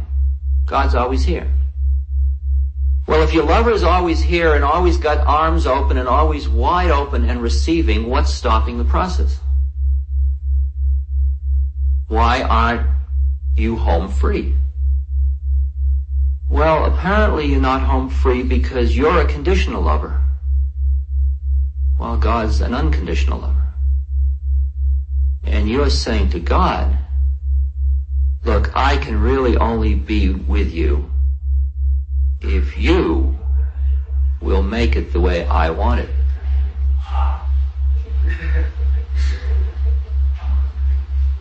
Got through to one of us. It's so horrible, it really is, yes. God, if I were only 20 again, I'll love you.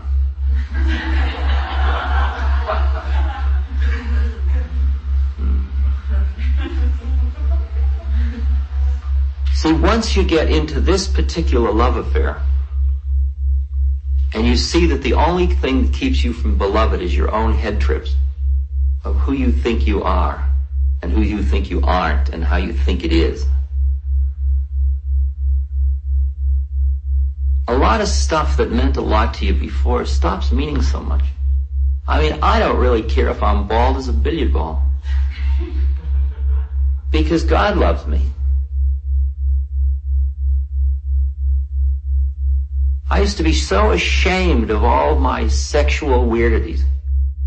Boy, did I go out of my way to practice duplicity. And you know, now I couldn't care less. It is what it is. And when I look at you, since I'm just looking for God, all I see is God in drag. And you look at me and you say, you weirdo.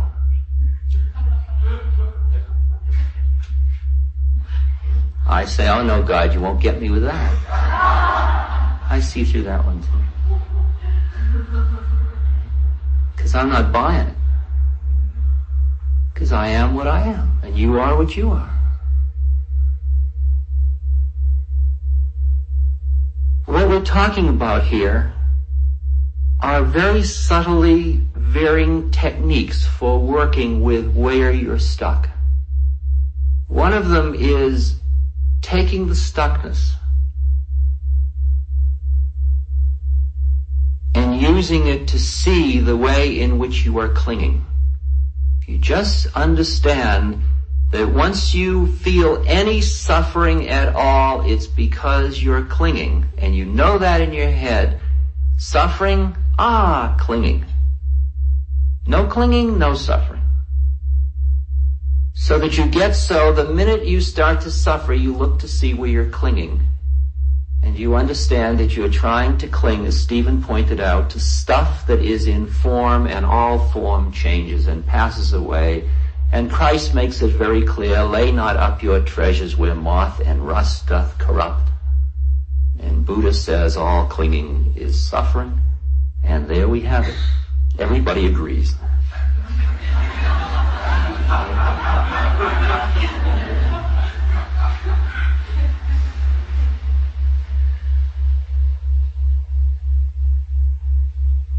So one of those strategies is where the stuff is so real, you work with the reality of it and you say, yes, I'm suffering, and you start to open around the suffering. create a little space around the suffering. To see it for what it is, suffering, clinging, so. If you can imagine a picture frame in which there is a painting of a gray cloud, but the painter made the cloud bigger than the frame that he had, or she had. So what they did was they cut a little off the edge, and they just put it in the frame, and so all there is gray cloudness, because there's no edge anymore to the cloud, so all you have is gray in a frame. And you look at it and you say, what's that? But if you used either a little bigger frame or painted a little smaller cloud, you'd see that there's a little blue sky around the edge of the cloud, and you say, oh, a cloud. What do you know? All the time I thought the universe was gray.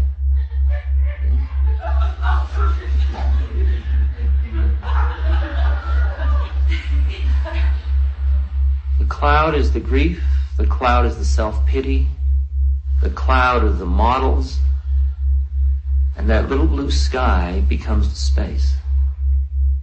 The meditative techniques are designed to give you that space. And the minute there's that spaciousness, it's just another cloud. You know what clouds do in the sky? They come and they go.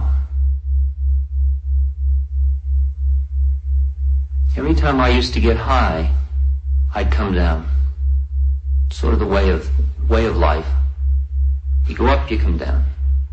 And the first time I'd come down, I'd think, I've lost it, I've fallen out of grace, I've blown it for this lifetime. And then, the next weekend, I get high again. And the first 100 times, each time you come down, you think you've blown it again. You've lost it, you're never going to have it ever again. And then, you arrive at a place when you stop clinging to your highs, you stop clinging to your lows. Wow, what ecstasy. I can look into the face of God. Wow, dig this depression.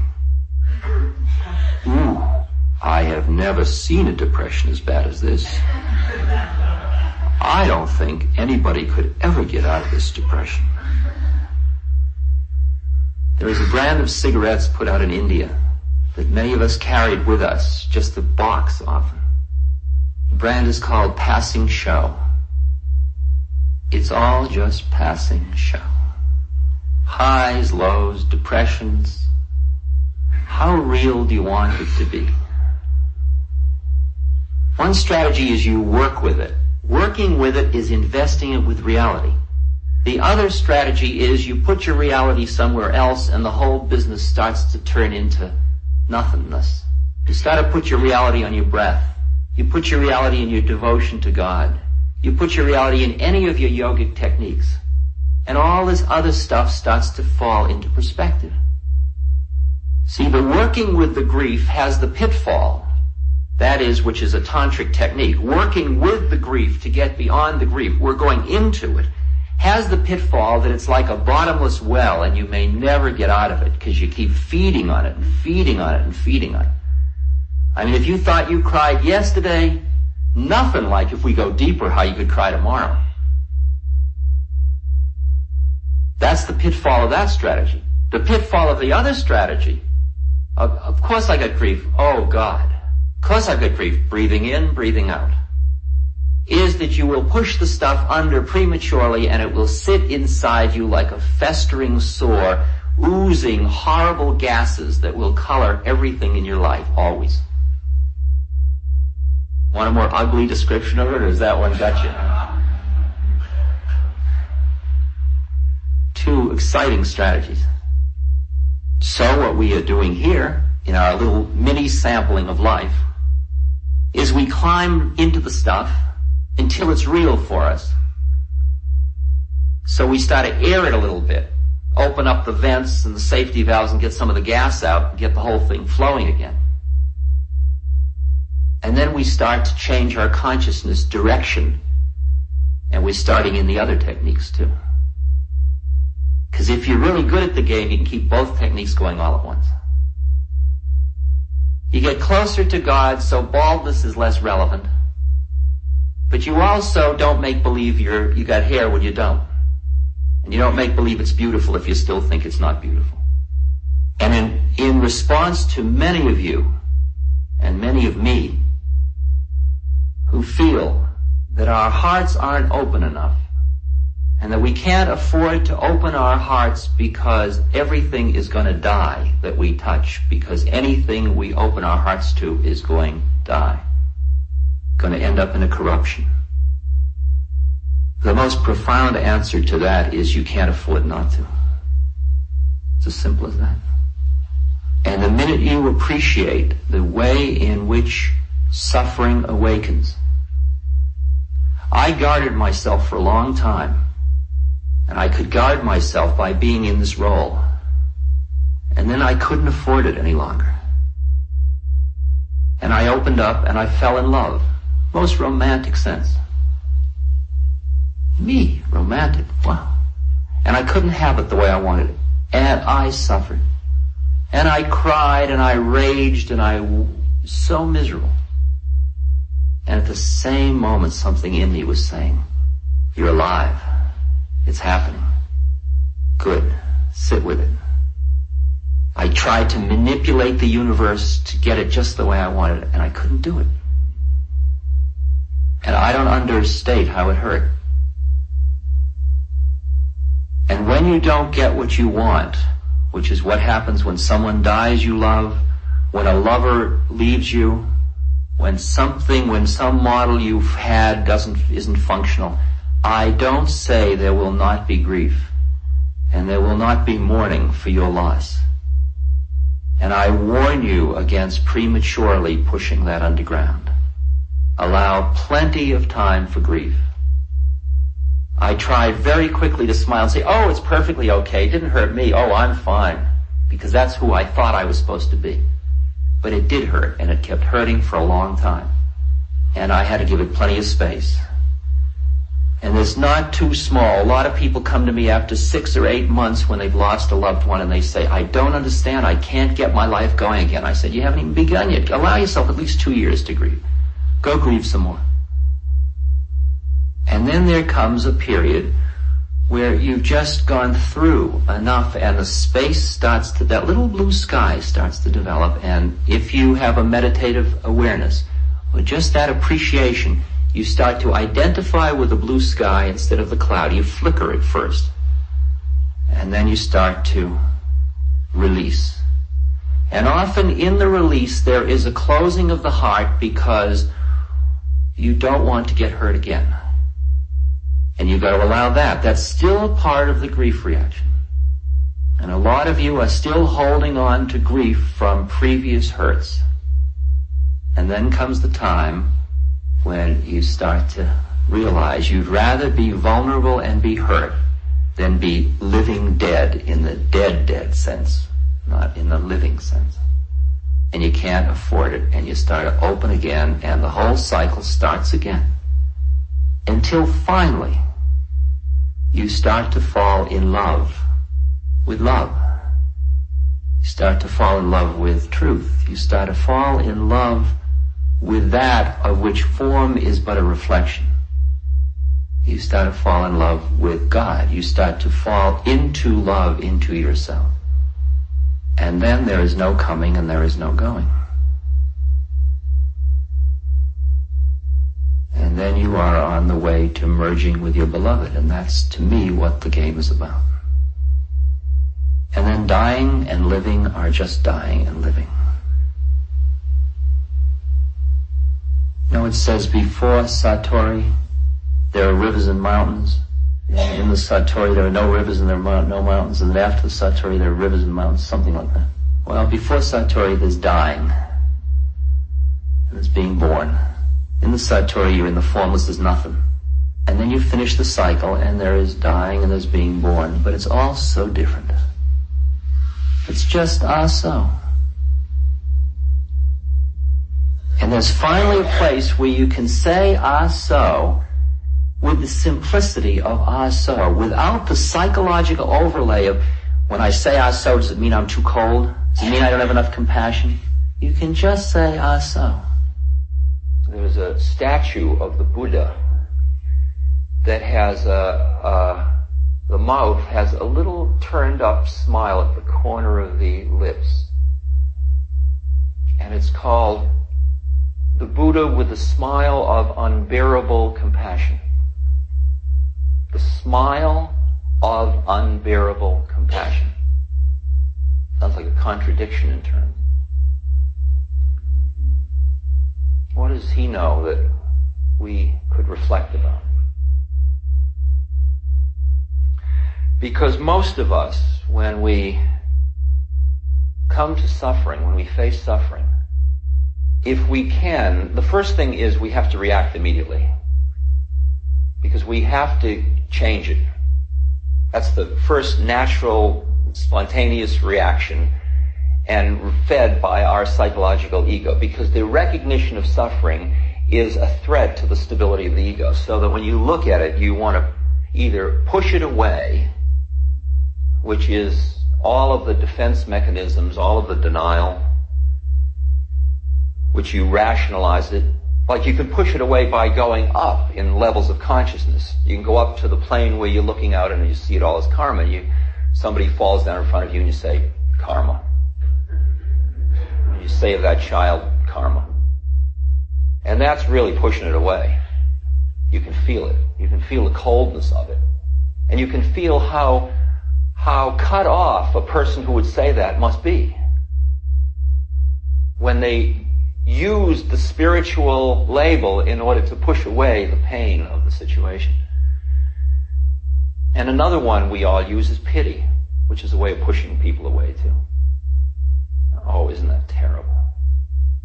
Which is it's a certain distance that you put between you and the suffering and another person. Pity. Sort of, I'm glad it's not me. And of course, denial and so on. And one of the things is, since it is the heart that reacts so first, initially, and the human heart's what's having the commerce with the suffering, the general thing is the heart just closes.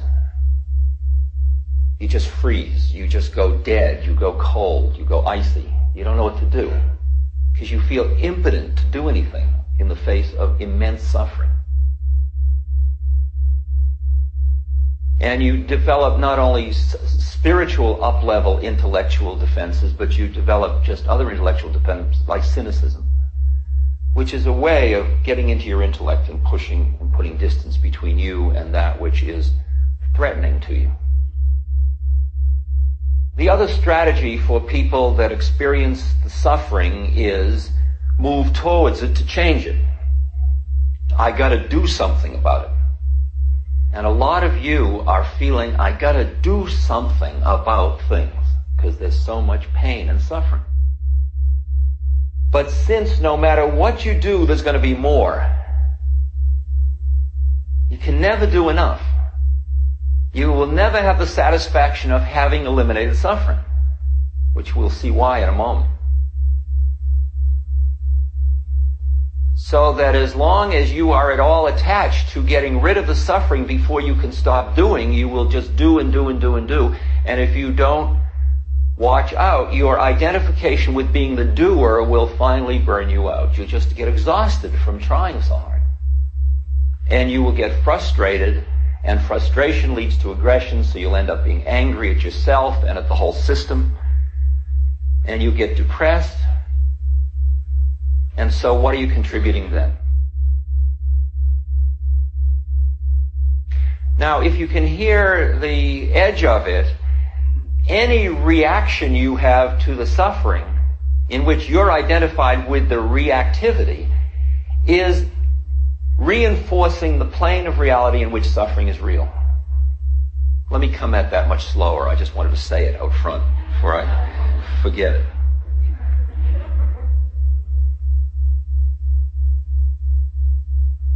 Now, the Buddha,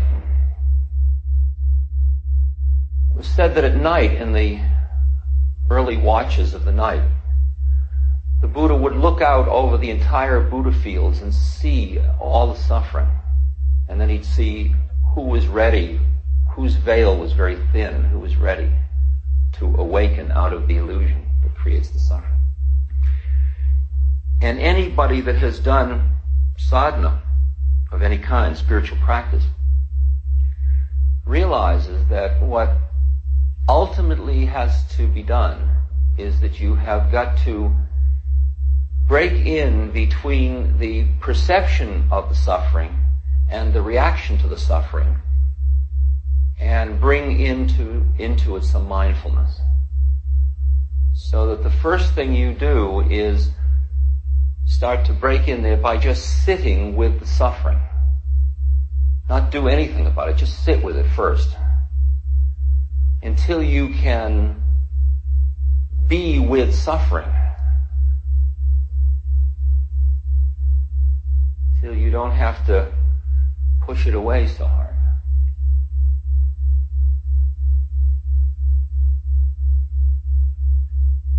You know, I've had many LSD trips and other psychedelic chemicals in which I've sat with suffering, not just my own, in which all my musculature and everything is aching and racked with pain, my jaw's gritted, all of that, but just looking with like eyes, those kind of hollow eyes, feeling that you see in people in prison of war camps or things like that. That look of just looking at what is and looking at suffering and just visions of suffering going before your eyes. And I think of people that didn't ask for this getting this in an LSD trip, and it's what's called a bad trip. From my point of view, it is opening to what is, and that's part of what meditation is about, is opening to what is. Not pushing and pulling, just being with it. And one of the big leaps is when you are ready to stop reacting so fast in order to be with it, to hear the whole nature of things, to hear how it all is about suffering. And what is required is that because your heart is closing down as the reaction, as you sit with it for a while and you just start to be able to look at it, your heart starts to open in the presence of it. And you have your heart open in hell is really what is being required of you. I have, with Stephen Levine and others, have had dying retreats. And in these retreats, very often for the first few days, it's very cathartic. It's just bringing out all the kind of emotional pain and fear people have about death. And then very often we show films. We've been showing films. We'll show a film like Red Asphalt, which is a film put out by the California State Highway Patrol to show to drunk drivers about what happens on the highway.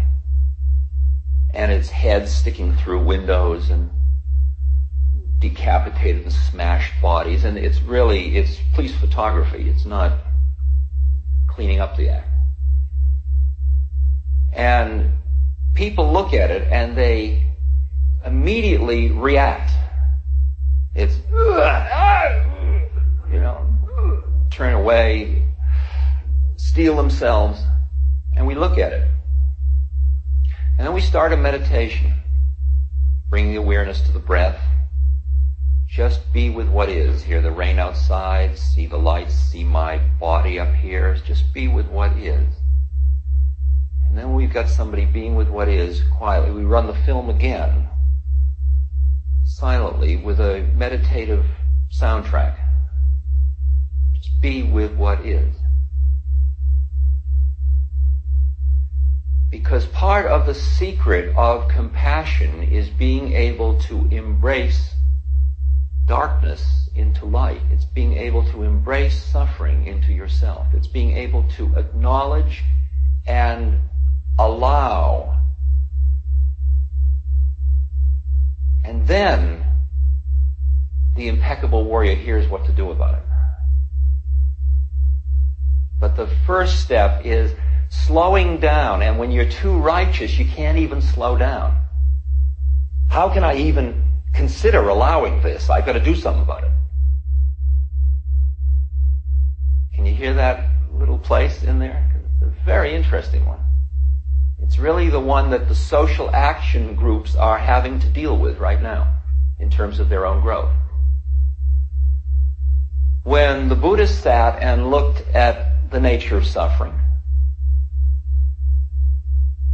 he came back and he got up from under the Bodhi tree and he drifted away and he ended up at the deer park in Sarnath in India. And there he met 5 other yogis who used to be on the yogi circuit with him. And they were all ascetics and they said, let's ignore Gautama because he didn't follow the traditions anymore. Let's not have anything to do with him. But he was so radiant that it was really hard for them to ignore him. I mean, light was pouring out of him. It's called Tej. It comes out of your head. So they finally said, what's up, Gautama? You know. And he said, you want to hear?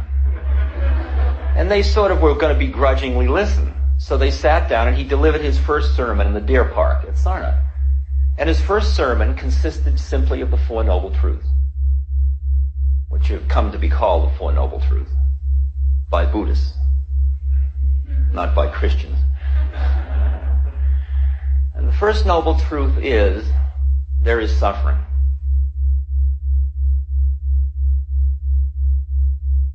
And in fact, if you explore that, you will see that suffering is inherent in form. Because all form is limit. And limit is not unlimited, and there is suffering just at the edge. And suffering is in not getting what you want. Suffering is even in getting what you want because you're in form and form is in time and everything changes. So it means you're going to lose it anyway. So there's suffering even in winning. You lose. So he said there's a lot of suffering. Second noble truth, he said, pointed to, is that the cause that an individual suffers, that awareness suffers, is because it clings to something. It's called the clinging of the mind. Second noble truth. Third noble truth seems to follow rather obviously. You let go of the clinging, you end suffering. And the fourth noble truth was his eightfold path, his method for letting go of clinging. Sequence is very obvious. There is suffering. The cause of suffering is the clinging of mind. Like you take the most extreme examples. Take somebody starving to death. Well, many of you saw the movie Gandhi, and Gandhi was starving to death, but was he busy starving to death? His mind wasn't clinging to the body that was starving to death. When you say, hello, who are you? Well, I'm starving to death. I mean, that isn't the way Gandhi would have put it.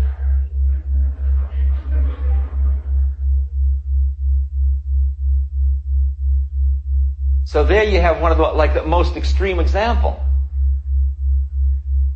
One of the eightfold path is right understanding, and right understanding has 3 components to it. Dukkha, which is suffering, meaning understand the nature of suffering. Anicca, meaning impermanence, meaning everything's changing all the time. And anatta, meaning that there is nobody there.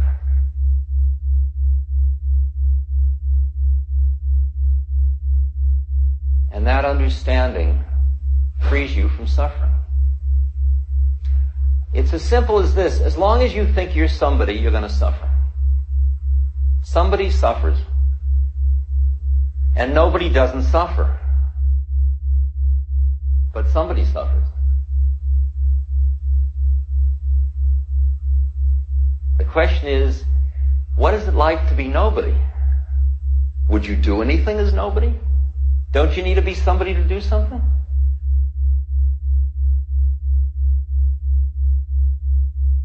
when you took birth, see, you notice how I said it, when you took birth. I didn't say when you were born. When you took birth. See, I always have this funny situation when I'm lecturing night after night. Who am I talking to? Which level of reality are we meeting in? Are we at Omega, in New York State on Tuesday? Is that the reality you and I are meeting in? Hi, Omega-ites. Is that it? Are you women and men? Is that it? And part of what awakening, spiritual awakening is, or awakening of consciousness, is doing what Einstein did to Newtonian physics. Doing it to the social, psychological, phenomenological universe. That is, seeing the relative reality of all of the places we stand rather than their absolute reality. And then you understand the meaning of the term, there is nowhere to stand. Because if you're standing in astral, you're looking up at the one and you're looking down at the personality and the body. You're pushing, these are all not me. If you're just your body, you're not your personality, you're not etc. And as long as you deny any part of yourself, you're shortchanging yourself. Now can you see that those first three planes, in fact the fourth plane too, the one of soul, now bringing in anatta, the one of soul as well, all four of those first four channels, all have form. They are all something. They're all in time and space. Although the time of souls is kalpas and yugas.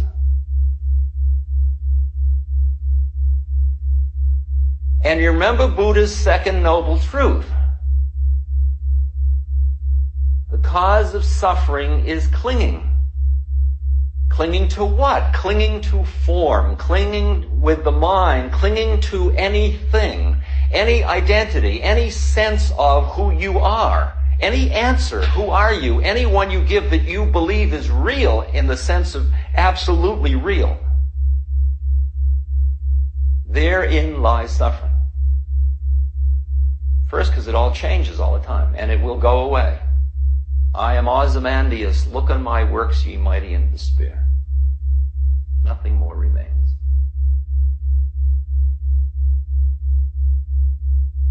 There's another component worthy of notice. That those planes at which there is form, that all form functions lawfully. Everything in time and space functions lawfully. We may not understand the laws with our intellect, but we have a sense of the lawful nature of things. And everywhere we dig deep enough, we see law. If you go into biogenetics, if you go into astronomy, if you go into astrology, if you go into the I Ching, the Kabbalah, the Quran, the Talmud, if you go into music, if you go into psychology, if you go into history, wherever you go, politics, you see law. You see things are lawfully related one to another. You see the law of the Tao, the natural law. It's not necessarily the law of the logic, the laws that fall within logic. But it is related to each other in some kind of systematic fashion.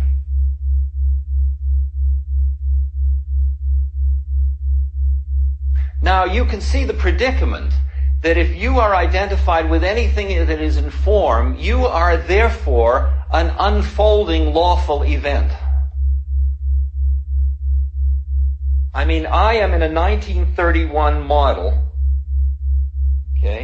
body. It is decaying according to the laws of decay. If I am this body, I would be freaking.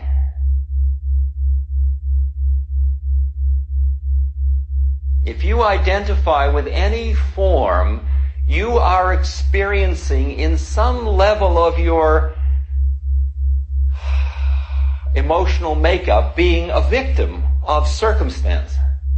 It's as if you're in the presence of forces that are so vast and you are just this little thing being pushed and shoved and pulled, and you're dying before you even got a chance to live, and you can't get out from under your neurosis. But there's a line from Galatians 5:18.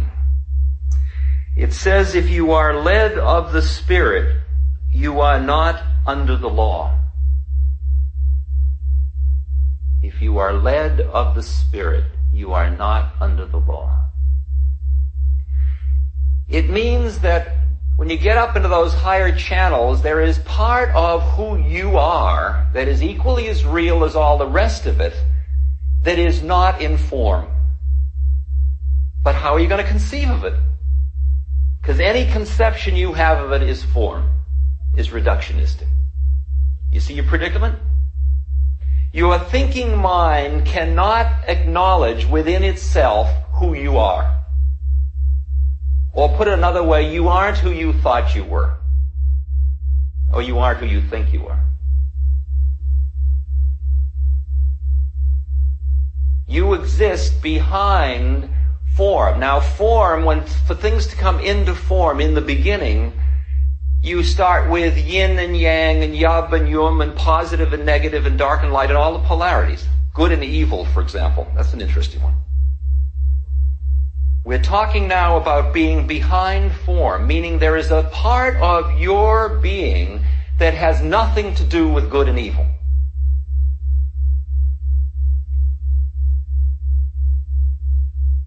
And this turns out to be quite scary to people, to realize that they are outside the law.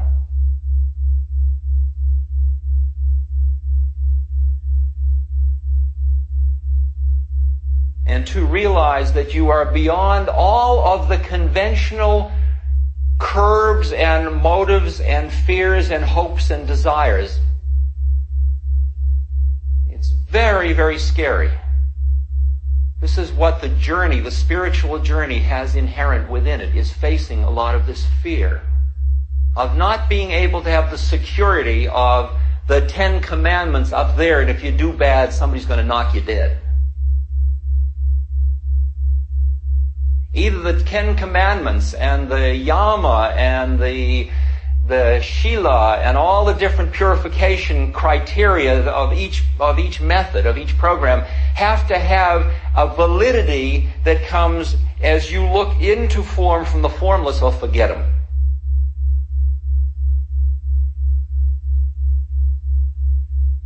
And when you're standing behind,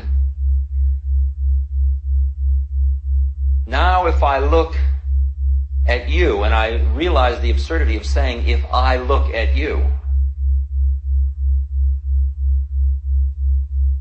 and you are also behind form, what is this? What is this? What is this? It's like that story of the man rowing his rowboat in the fog in China. Very thick fog, and he hits another boat. And he starts to scream, "You fool, why weren't you looking where you're going?" And the other boat comes alongside and he sees there's nobody in it. As long as you invest in a reality with attachment, not involvement. I'm not talking about being involved in realities. I'm talking about being attached to reality, meaning identifying with it, meaning thinking it's you. And thinking that plane of reality is absolutely real. As long as you do that, there is no way that you can release you and everybody else from suffering in an absolute sense. When I walk into the room with somebody who is, quote, dying, the question is, do I see, quote, somebody who is dying? Or do I see a fellow soul who happens to be in a body which is dying? The soul is about to drop this body? Or do I see this all as the whimsy, the play of God? Or do I see it all as form that is nothing other than formlessness? It is the form of formlessness. Where I am perceptually standing determines what will come out of me, and what comes out of me will determine whether or not my presence liberates that other person or not, or could liberate them if they were ready to be liberated. Because you don't liberate another person, you merely create an environment in which they get free if they're ready. And you can see that if you identify with form in any way, even with your thoughts, you are the victim. You are a part of an unfolding law. You experience it happening to you. And yet there is a part of you that isn't in form, and that part, out of that part comes the creation of all the form. The form comes out of the formless. And at the part of you that is just what you might call blob, or spacious awareness, or is, pure mind, whatever you want to call it, that part of you, the Atman, that part of you is the creator. But you look, you and I, having grown up for the most part in Western religions, do you see what heresy, what chutzpah it is to say, I am the creator? I mean, you can get just so close in this I-thou business. You can be aware of it. But you better not go that next step and merge with it.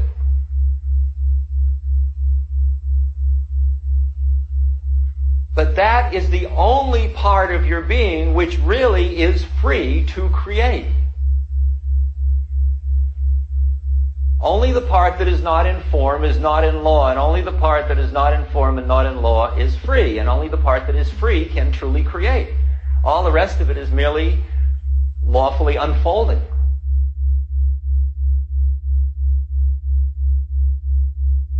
The only way I can justify this business that I'm in of speaking to people like this as part of my role is I'm not an enlightened being. I am at some level, but I'm not fully consciously an enlightened being. But I'm sort of a mouth for a process that a lot of us are sharing. Some of us came into it at one moment, and some of us came into it another moment, some in one way and some in another. But I really just say things, talk about changes that are going on that I think that most of you will find very familiar. Although you may have shortcut some of these. I might have done them the more circuitous and painful route. And what I did was I started to just list different things that I thought had changed in my perceptions over these years, and I thought I'd just share some of those with you, because I think they are as rich an inner statement, an inner history, as we could expect of ourselves in this period of time. When I tried to do the 10-year business, that was hard because the meaning of time has changed as one major thing. Some of you may have noticed that. A year ago, I was 50 years old, and I've always gone to motels on my birthday because I don't like sort of that kind of hysterical fun that people have on celebrations usually. Sometimes it's real, but often it isn't. But this time was my 50th birthday, and I really wanted to milk it and see if there was something in there to really enjoy. So I called all these people and I said it was my 50th birthday, and I had 4 parties. And we'd have cakes and I'd bring champagne, or they'd have champagne, and I did one on television in New York, and they had a big birthday cake. And no matter how I milked it, I couldn't quite feel like I was any age. I mean, I have a 50-year-old body. This is a 1931 model right here. foot decaying perfectly lawfully for a 31 model, just like I have a 74 MG. This is a 31 body. And so I was really celebrating the age of my vehicle at one level. Because I'd say that I'm at least 2 kalpas old on one plane. That's hundreds of thousands of years. Or else I'm newly born. Take your choice, because that's what it feels like. It feels like all and everything. I feel like every age. Years ago, I was very caught in specialness. I was what I now would call a phony holy. I was busy trying to be high for me and everybody else. I assumed that everybody wanted me to be high all the time. So I would prepare myself to be high in front of everybody. And there's a certain way you are when you're high. You know, you smile a lot and you're very benevolent, and a certain role, or the holy man role. And I took all the parts of me that didn't fit into that role, and I sort of shoved them under the rug so that I could be who everybody wanted me to be. Because I wanted to be that too. I really wanted to be Ram Dass. See, I had what was called vertical schizophrenia. I even had a name to go with each of my personalities. So there was Dick Alpert, and then there was Ram Dass.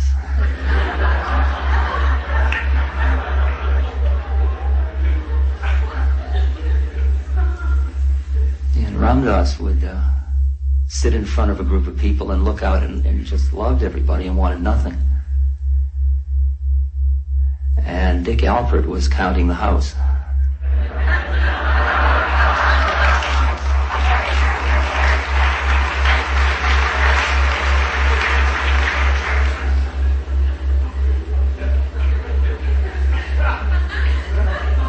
And worse than that was that Dick Alpert was impersonating Ram Dass. Somebody would come up and say, "Oh, Ram Dass, thank you for your writings." And I'd hear Ram Dass say, I don't know who I was, but I would hear Ram Dass say, "Wouldn't you like to come up and see my holy pictures?"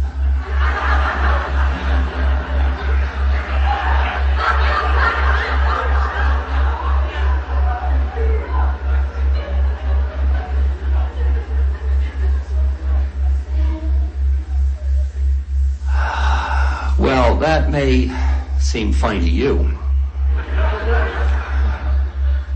but it wasn't from inside, because what I felt was just a tremendous amount of hypocrisy in order to be what everybody wanted me to be. For those of you that are therapists, this just sounds like another case history, but that's... I once spoke at Einstein Medical School, Grand Rounds, medicals, the hospital, Einstein Hospital, and in New York. The young Turk psychiatrist brought me there. And they would have, at Grand Rounds, they would have a lecture presentation, and they'd alternate it with a case study. And I came in early. Those were the days when I was wearing robes, which looked like a dress, and beads. And I came in and I sat only cross-legged, and all the chairs had narrow arms, so I sat on the end of the conference table. And these old Viennese psychiatrists started to come in.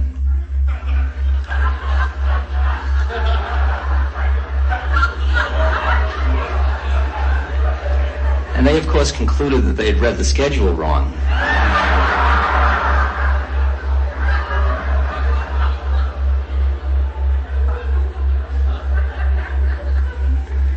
So I presented him as a case. It took them a while to figure out the case was presenting itself.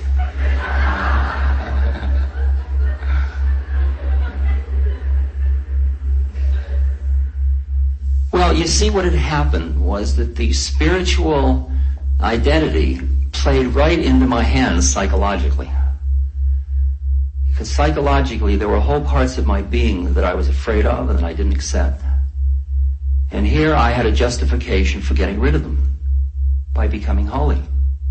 And I was using my spiritual journey psychodynamically in order to get myself free of things that I couldn't acknowledge in myself. But after a while, you begin to feel like you're standing on sand. You have to deal with the horror. You have to live with your own horror. And the predicament was that I was trying to live in the projections that other people were creating for me. But every now and then I had to be alone. And when I was alone, I'd go into very deep depressions, which I hid. And my theory was that if I did my sadhana hard enough, if I meditated deeply enough, if I opened my heart in devotional practices wide enough, sort of all that stuff would go away. But it didn't. And it has taken me a lot of years to be able to understand what the teaching was in all of this. I was busy going from the two into the one, from, you could say, dualism into non-dualism, from the multiplicity into the unity. All of yogic techniques are designed for that purpose. Yoga means union. And I could huff and puff in pranayama and control my breath to go into a trance state. And in that trance state, all of Dick Albert just had gone completely. But I always came down again. And down had a pejorative connotation for me. I kept wanting to get high. I didn't want to come down. And as you know, I had years of attempting, along with my friend Ralph Metzner and Tim Leary and others, at better living through chemistry. But I indeed did keep coming down. And even with yogic techniques I did.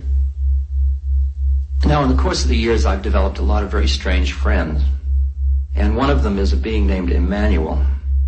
And Emmanuel is interesting because Emmanuel doesn't have a body. He's a being on another plane, and he speaks through a woman named Pat Rodegast. And I know some of you here have a difficult time accepting my friend Emmanuel. I mean, you'd accept any of my other friends, but somehow you say you have no prejudices about color, sex, religion. But bodies, somehow, if somebody doesn't have a body, you immediately don't know that you want to accept them. But I figure that's your problem, because he's my friend, and the way I figured is I'll take my teachings anywhere I can get them. Okay? I don't care whether you got a body or which kind it is. If you got a teaching, I want it. And Emmanuel had a good teaching. Let me read you one of the things he said to me.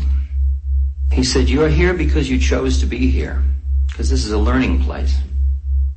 Each lifetime is a wonderful opportunity to expand your consciousness and to move closer, ever closer to your oneness with God. This happens in very small stages. First, oneness with self, oneness with your human community, then oneness with God. It cannot be done in one blinding flash. It would be too incomprehensible, too confusing. So be patient. When we choose to come back, we construct an embryo to hold within us the areas of distortion that we need to work on. Then we choose our infinite environment to act as a catalyst to bring out these areas. So you were where you needed to be as a very small child. So accept the distortions in you, because when you accept them, you can transform them. That's what life is about. You're here to find these areas of imperfection, to understand them, to love them, and to educate them into reality, which is truth, light, love. If in the transitional period you find things in yourself that are not perfect, don't blame yourself. Celebrate. So in effect, what Emmanuel said to me when I said to him, "Emmanuel, what work do I have to do now?" He said, "Ramdas, you're in a school. Why don't you try taking the curriculum?" He said, "You took a human birth. You're so busy being holy Why don't you try being human? Funny, I'd never thought of that. Isn't that far out? Because somehow being human was less than perfect. Even though I intellectually knew that form is no other than formless, and formless is no other than form, and I knew that the manifestation was God made manifest. Everything was perfect out there except me. But original sin was going to have a last stronghold right here. So I said, okay, Emmanuel, here I go. I decided to just go and be human. Now, I'd already figured this out, really. I remember being drunk with Alan Watts in a Benedictine monastery one night, if you can handle that image. And Alan said, you know, the trouble with you, Dick, and you know you're going to get real truth at a moment like that. It's like 3 a.m. Is you're too attached to emptiness.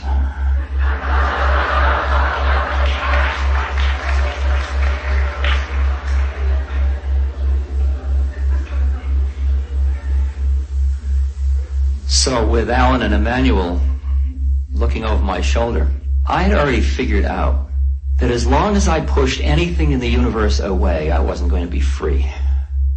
And I saw that the game wasn't getting high, the game was being free. And that free included the highs and the lows. Free included it all and everything, as Gurdjieff said. Not, this is all God, except that. You just can't get stuck in those places. It's not good enough. That lovely line of G. Manly Hall, he who knows not that the Prince of Darkness is but the other face of the King of Light, knows not me, says God.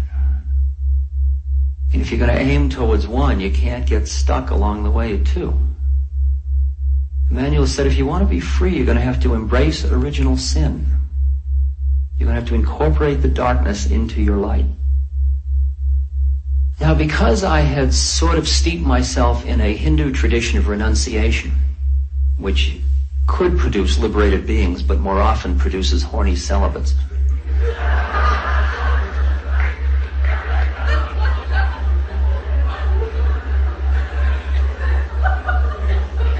I'm going to get in trouble at some level for this kind of stuff. I got to watch out.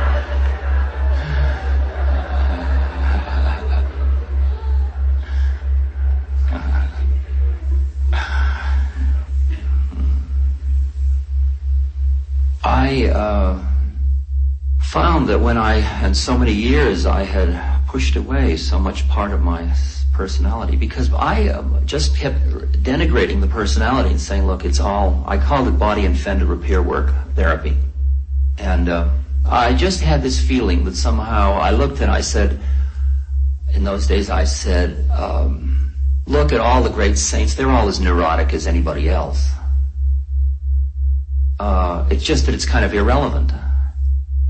And so you don't have to change your neuroses, you just stop identifying with them. And you just make friends with them and they come by for tea. Because I realized, I'd been through years of psychoanalysis, and all I had done was, really, I just invested so much reality in my neurosis, there wasn't a chance they were going to go away. Because the analyst thought my neuroses were real, because his were real. So we just kept reinforcing the reality of our identities. How could I be other than a patient? He was a doctor. There's only room for 2 of us in the room. So I found myself having opened up to relationship, and I was like a post-pubescent. And, see, some years when you're doing, what I do is I live very spirally. I spend time sort of ram-dassing around the world. And then the toxicities build up and build up and build up until I begin to think it's real. And then I take time off. And I go to a monastery in Thailand, or I go to Bali and swim, or I go to Florence, Italy and hang out with Michelangelo. Or I do different things each year. So I was having a relationship this year. And I found myself sitting in the bathtub crying with jealous rage I couldn't believe it. I mean, I thought, this couldn't be me. I mean, my God, Ram Dass, what are you doing? How absurd. And there was this part of me that was giggling. Okay? And I was crying, and the pain was excruciating. You know what jealousy is. Somebody must know what jealousy is like. I mean, the pain's really...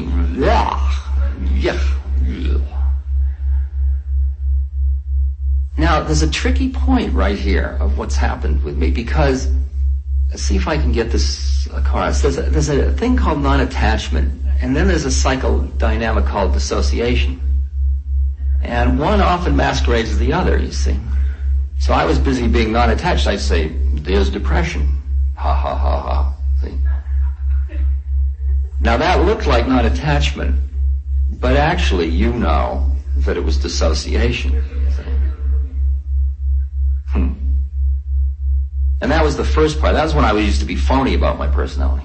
Then, when I started to open up to it, by the time I started to open up to it, I had developed something inside of me that was so deep and so rock-like, I guess. Although, yeah, rock-like.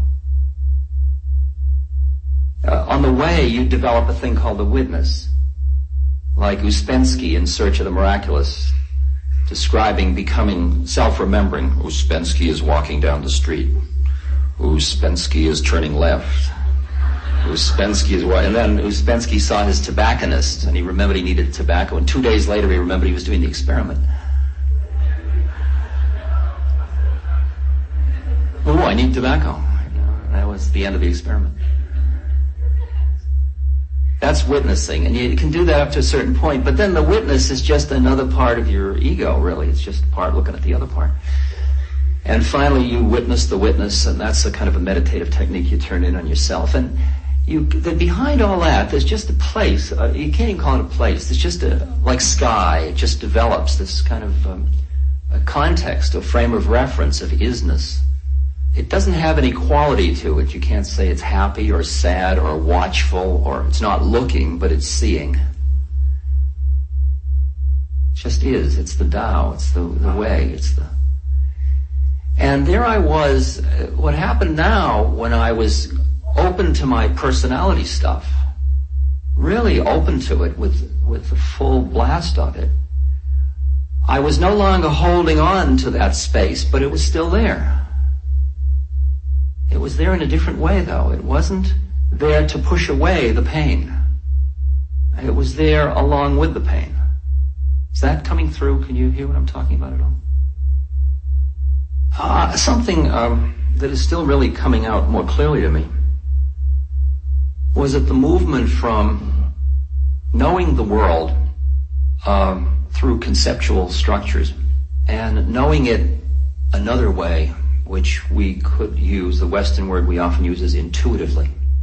I have felt that the problems that we kept creating with our rational minds were only going to be solved by our intuitive connection to the universe.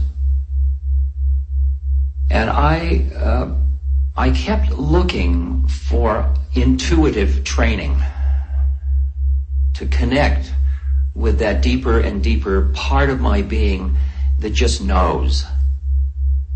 It's not one that knows it knows. That's the frontal lobes. It just knows. It knows because it is. It is. It's like knowing how to make a fist. You don't know you know how to do it, but you do it. And when I was in that intuitive domain, everything in the universe is subject. When I'm in my analytic conceptual mind, the universe is object. Always thinking, I'm always one thought away from where the action is. So that I could see that my thinking mind was an instrument of it reinforced my sense of separateness. And that I didn't want to get rid of my thinking mind, but I wanted to have it around like, hey, you, I need you. Not, yes, I didn't. I wanted to change the thinking mind from a master into a servant. so that I didn't have to think all the time, because I had always thought all the time, because I was paid for thinking all the time. So when I'd fly across the country in my airplane, I'd have a clipboard on my knee to write down important thoughts and a tape recorder to tape all my ideas, because that was my bread and butter. And it got very complicated for me, because as life gets as real as it is, it's very hard to rationally think through everything. It's awfully complicated. I had a dramatic example I've talked about in my lectures this year. A year ago, or a year and a half ago, I was in Benares in India, the city of dying. And a friend and I were going to the bathing ghats, to the sacred bathing area in the Ganges River, where you can bathe with all of the floating dead bodies and things. It's a very auspicious place to die, by the way, Benares. And as we were going there, we passed about, I don't know, I really don't know the number. I've changed the number at different times because I don't remember, but probably it was about 100, 125 lepers. And they all had begging bowls. And we shared our coins, my friend and I had about 20 coins, and there was 125 lepers. So I started down the line. Like, who am I going to give the coins to? Now my rational mind started in, well, let's see. That fellow is missing his arms, but that woman has her face eaten away. Do you suppose that's worth a rupee? I mean, can you hear how ghastly that is? Because I only had 20 coins and there were 125 lepers. And I did this for about 3 coins. I mean, if you're young and you don't have any feet, on a score of 1 to 10? Okay. I'm using a grotesque example, but life is pretty grotesque. I mean, you're on the good guy mailing list too, you know. Somebody is, I can hear her out there. Finally, I just gave up. I just went on intuitive. I just went down the line looking people in the eye, and every now and then I'd hand out a coin. And the coins were over, and I was enjoying being with all these beings, and I didn't get into the whole business of guilt and judgment and all this stuff, which would have just destroyed the moment for me. It turns out they have a union and they share all their coins. I didn't know that, so the lesson was great for me, you know.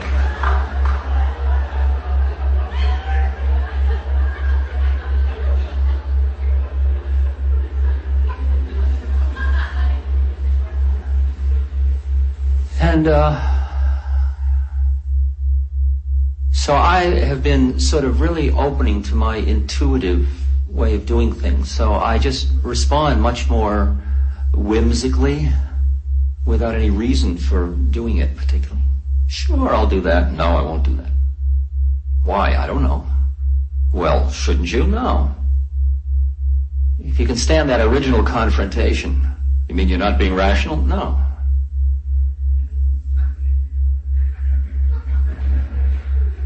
You gotta really, you know, have a cold eye at that moment.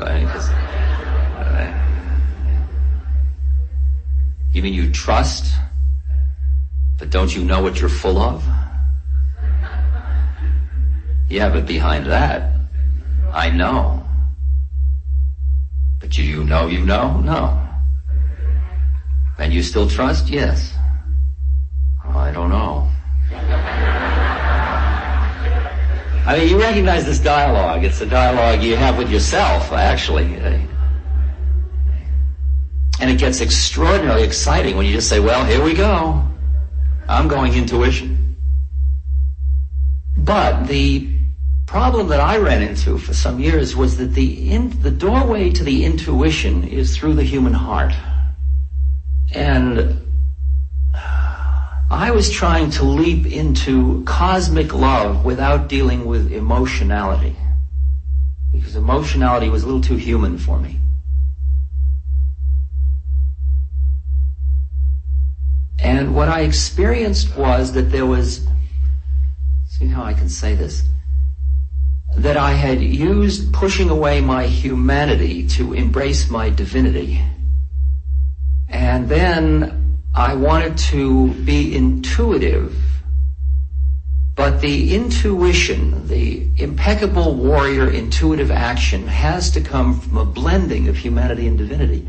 And until I could accept my humanity fully, my intuitions weren't going to be fully in harmony with the way of things. The paradoxes that I was stretching to deal with is that when you get into one plane, you look out and you say, we are all one. But it's my television set. The resolution of it is the Sufi statement, trust in Allah but tie your camel.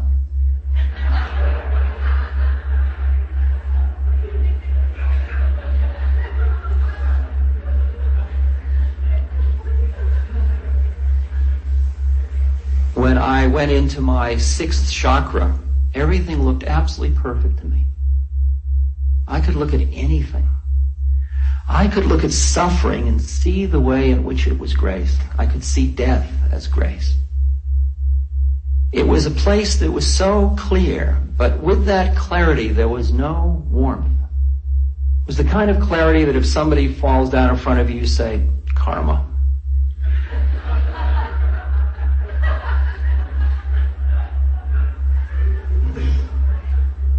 But when I come down into my human heart, it would hurt so bad. Because the more you open up to the suffering of the universe, the easiest way to handle it is to go up. It's much harder to stay down and stay open. It's excruciatingly painful.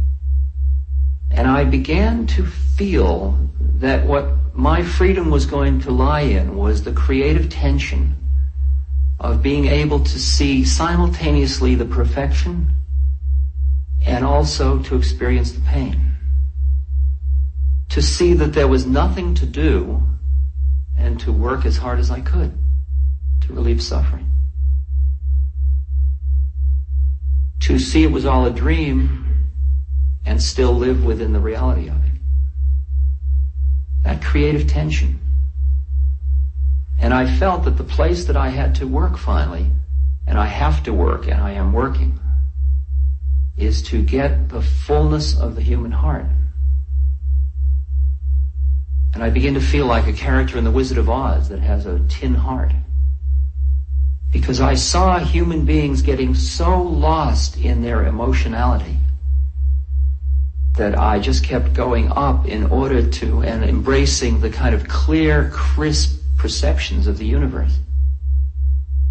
People said, we love you and we think you're beautiful and you're very clear, but at some level, people would say to me, we don't trust you. And I heard what they were saying. They were saying they didn't trust me